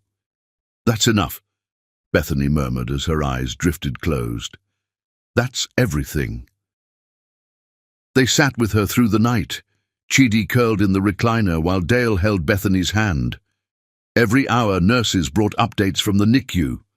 Every hour, their miracles grew stronger, and in the quiet moments between updates, Dale watched his daughter sleep and marveled at how love could transform fear into purpose, pain into innovation, and a broken family into something stronger than steel. Because sometimes the final battle isn't won with medicine or money or even science. Sometimes it's won with the quiet determination of a teenager who refuses to accept statistical probabilities. Sometimes it's won with the unwavering faith of a father who believes in impossible things. And sometimes, just sometimes, it's won with the combined strength of 6 hearts beating in perfect symphony, each one fighting not just for survival, but for the chance to be a family forged in fire, tested by fear, and made stronger by every battle they faced together. Chapter 11. Dawn's Promise. The first light of dawn painted Seattle's skyline in shades of pearl and gold as Bethany's eyes fluttered open. The world came back to her in pieces, the steady beeping of monitors, the antiseptic smell of hospital air, and the warm weight of her family asleep across her bed. Dale sat slumped in the bedside chair, his hand still holding hers even in sleep. His normally pristine appearance was delightfully disheveled, tie loosened, shirt wrinkled, stubble darkening his jaw. On her other side, Chidi had fallen asleep with her head resting on the edge of the mattress, one hand clutching her ever-present medical notebook. But it was what Chidi had written on the window that made Bethany's heart swell. In her precise handwriting, using the erasable markers from the nurse's station, she'd covered the glass with their family motto, "Love isn't about probability, it's about possibility." Below it she'd added, "Come on, Mum." 4 more miracles awaiting. Bethany's movement, slight as it was, made Dale stir. His eyes opened, immediately finding hers, and the love she saw there brought tears to her eyes. "Hey, beautiful," he whispered, his voice rough with sleep and emotion. "Hey yourself," she managed, her throat dry. "You look terrible." His laugh, though quiet, made Chidi lift her head. For a moment, she just stared at Bethany, her scientific composure cracking to reveal the scared 13-year-old beneath. "Mom," the word was barely audible. "Come here, my brilliant girl," Bethany said, opening her arms despite the IV lines. Chidi moved carefully, mindful of the medical equipment as she curled against Bethany's side. "Your blood pressure is finally stable," she reported, because facts were her safety net. "The new medication protocol is working, and the babies are perfect," Dale finished. "Small but mighty, just like their big sister." Bethany touched Chidi's cheek, wiping away tears the teenager was trying to hide. "Tell me everything I missed, and don't skip the scientific details. I know you've probably revolutionized maternal health care while I was sleeping." Pride briefly overcame emotion in Chidi's eyes. "I designed a new monitoring system. The hospital's tech department is already reviewing it. And I organized all the research on quadruplet pregnancies with severe preeclampsia. There were only 14 documented cases worldwide, but I found patterns in the treatment protocols that could help future cases." "Of course you did," Bethany smiled, then noticed the dark circles under her daughter's eyes. "Have you slept at all?" "She power-napped between research sessions," Dale said, "and somehow managed to keep Premier running while I was falling apart. The board actually called her for advice yesterday. They just needed clarification on the foster care wing specifications," Chidi mumbled, but her cheeks flushed with pleasure. A nurse appeared with Bethany's morning medications, smiling at the family tableau. "Dr. Mitchell will be here soon for rounds, and the NICU sent new photos of the quads. Would you like to see?" "Please," Bethany breathed, and moments later she was looking at 4 tiny fighters in their incubators. Each baby had a handmade name card, decorated with chemical formulas. Chidi's work, obviously. "Maya's the strongest," Chidi reported, pointing to one of the photos. "She keeps setting off the monitors because she's too active. Mia's quieter, but her oxygen levels are perfect.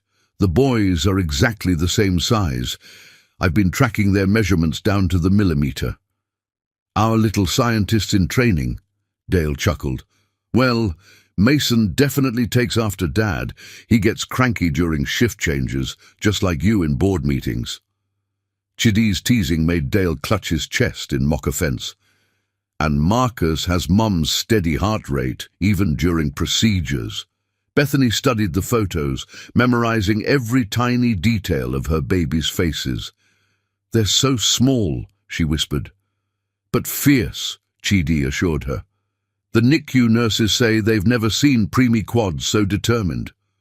"Maya actually grabbed the doctor's finger yesterday. Her grip strength is already above average for her gestational age." "I need to see them." Bethany started to sit up, but both Dale and Chidi gently pressed her back. "Soon," Dale promised, "but you need to get stronger first. Doctor's orders." "And my orders," Chidi added firmly. "I've calculated the optimal recovery timeline based on your lab values and vital signs. If you follow the protocol exactly, you can visit the NICU in approximately 72 hours. Bethany couldn't help laughing at her daughter's serious expression. "Have you created a spreadsheet for my recovery too?" 3 spreadsheets, 2 monitoring charts, and a probability matrix for different rehabilitation scenarios, Chidi admitted. "The nurses helped." "Speaking of help," Dale interjected, "your fan club has taken over the waiting room."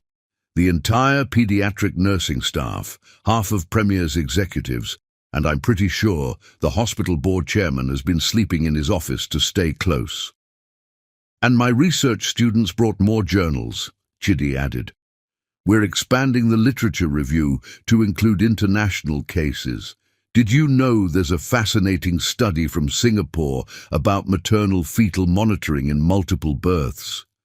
Bethany listened as her daughter excitedly explained the research, while Dale ordered breakfast and fielded messages from well-wishers. The sunrise painted her family in gentle light, transforming the sterile hospital room into something sacred.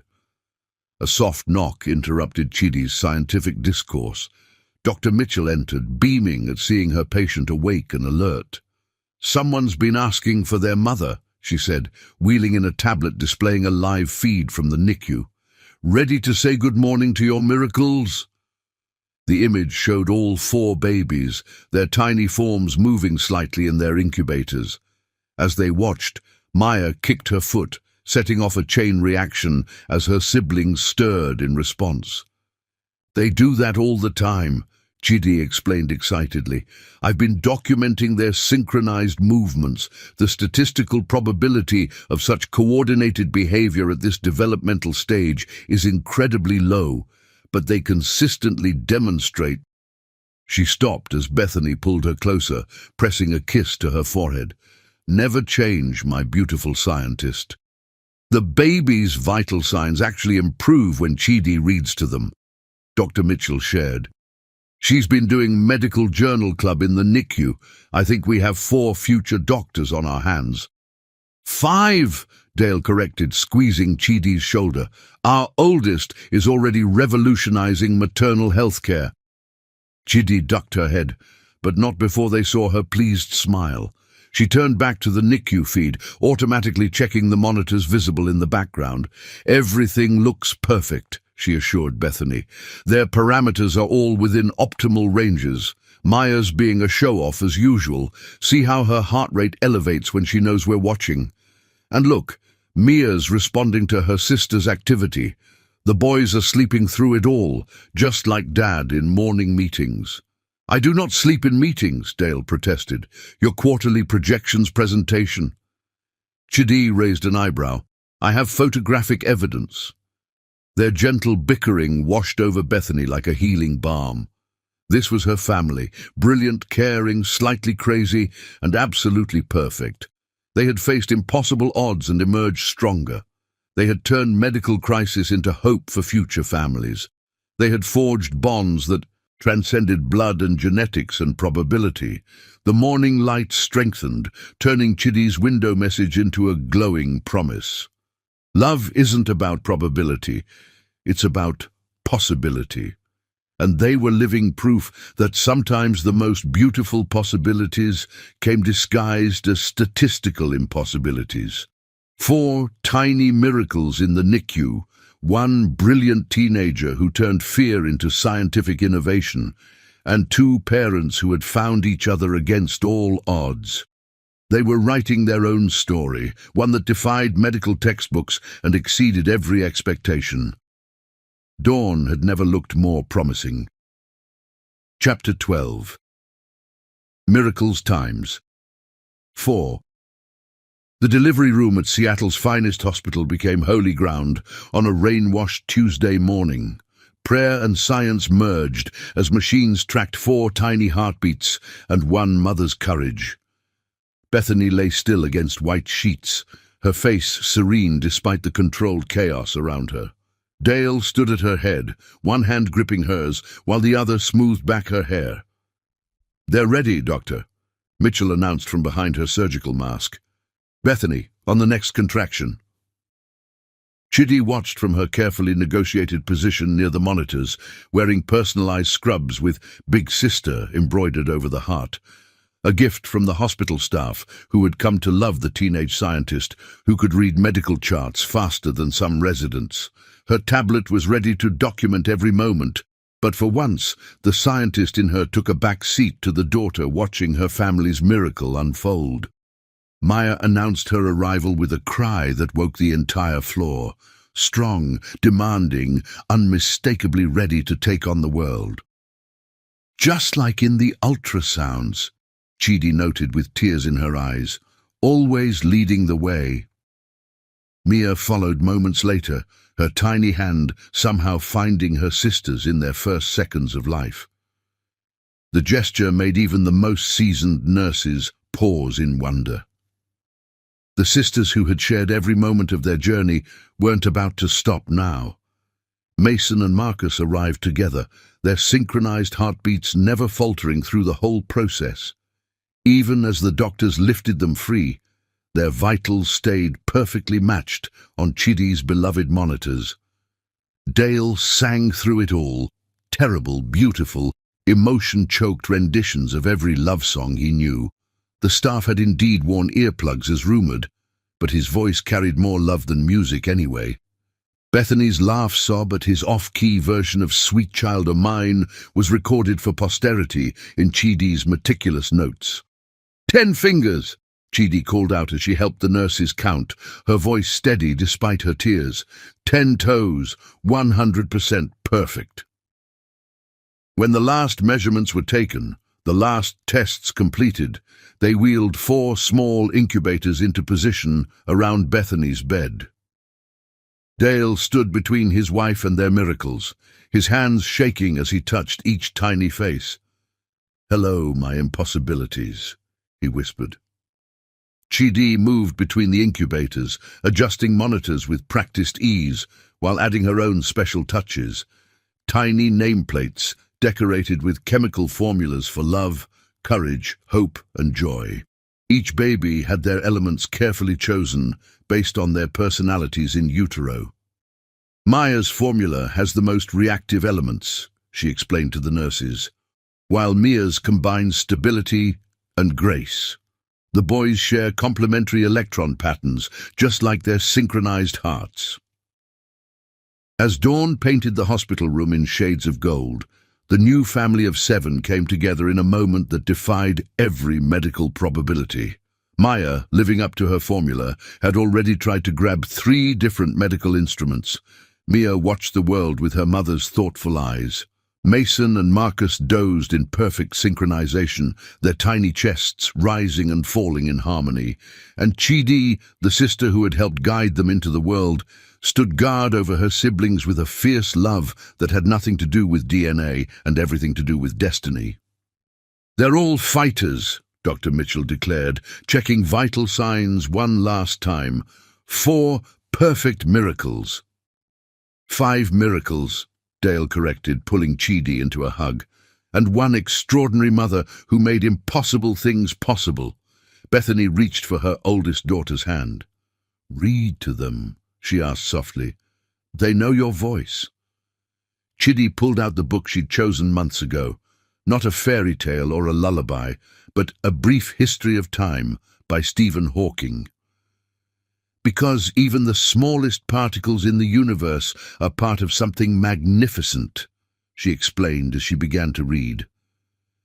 The babies settled at the sound of her voice, even Maya pausing her explorations to listen. Physics and philosophy filled the room as morning light wrapped them all in a gentle glow. Love, like quantum mechanics, followed its own rules. It expanded beyond the boundaries of logic, defied the laws of probability, and turned ordinary moments into miracles. Their family had been forged in fire, tested by fear, and strengthened by every challenge they faced. Now, as 4 new heartbeats joined their symphony of love, they knew that some equations couldn't be solved with science alone. Sometimes the answer wasn't in the statistics or the medical journals or even the chemical formulas that Chidi loved to balance. Sometimes it was in the way a teenage girl could heal from abandonment by becoming the fiercest protector of others. Sometimes it was in the way a man who thought he couldn't have children could become the father of 5 miracles. Sometimes it was in the way a nurse's compassion could transform not just lives, but entire healthcare systems. And sometimes, just sometimes, it was in the simple truth that love, like science, began with believing in impossible things. As morning light filled the room, Chidi paused in her reading to wipe away tears. The babies had drifted to sleep, but their monitors showed they were still listening, their vital signs synchronized to the cadence of their sister's voice. Dale held Bethany's hand while she rested, his eyes moving from one miracle to the next, memorizing every perfect detail of this moment. And somewhere, in the vast universe that Chidi was reading about, stars aligned and atoms danced, and love proved, once again, that the most powerful force in existence wasn't gravity or electromagnetic energy, or even the strong nuclear force that held atoms together. It was the simple, world-changing power of hearts that chose to beat as one. 5 miracles in a hospital room, proof that sometimes the most extraordinary stories began with ordinary people who dared to believe in impossible things. And as Seattle's rain turned to sunshine, their story became part of the greater cosmic dance, a reminder that in a universe of infinite possibilities, love was the most miraculous equation of all. Don't forget to subscribe.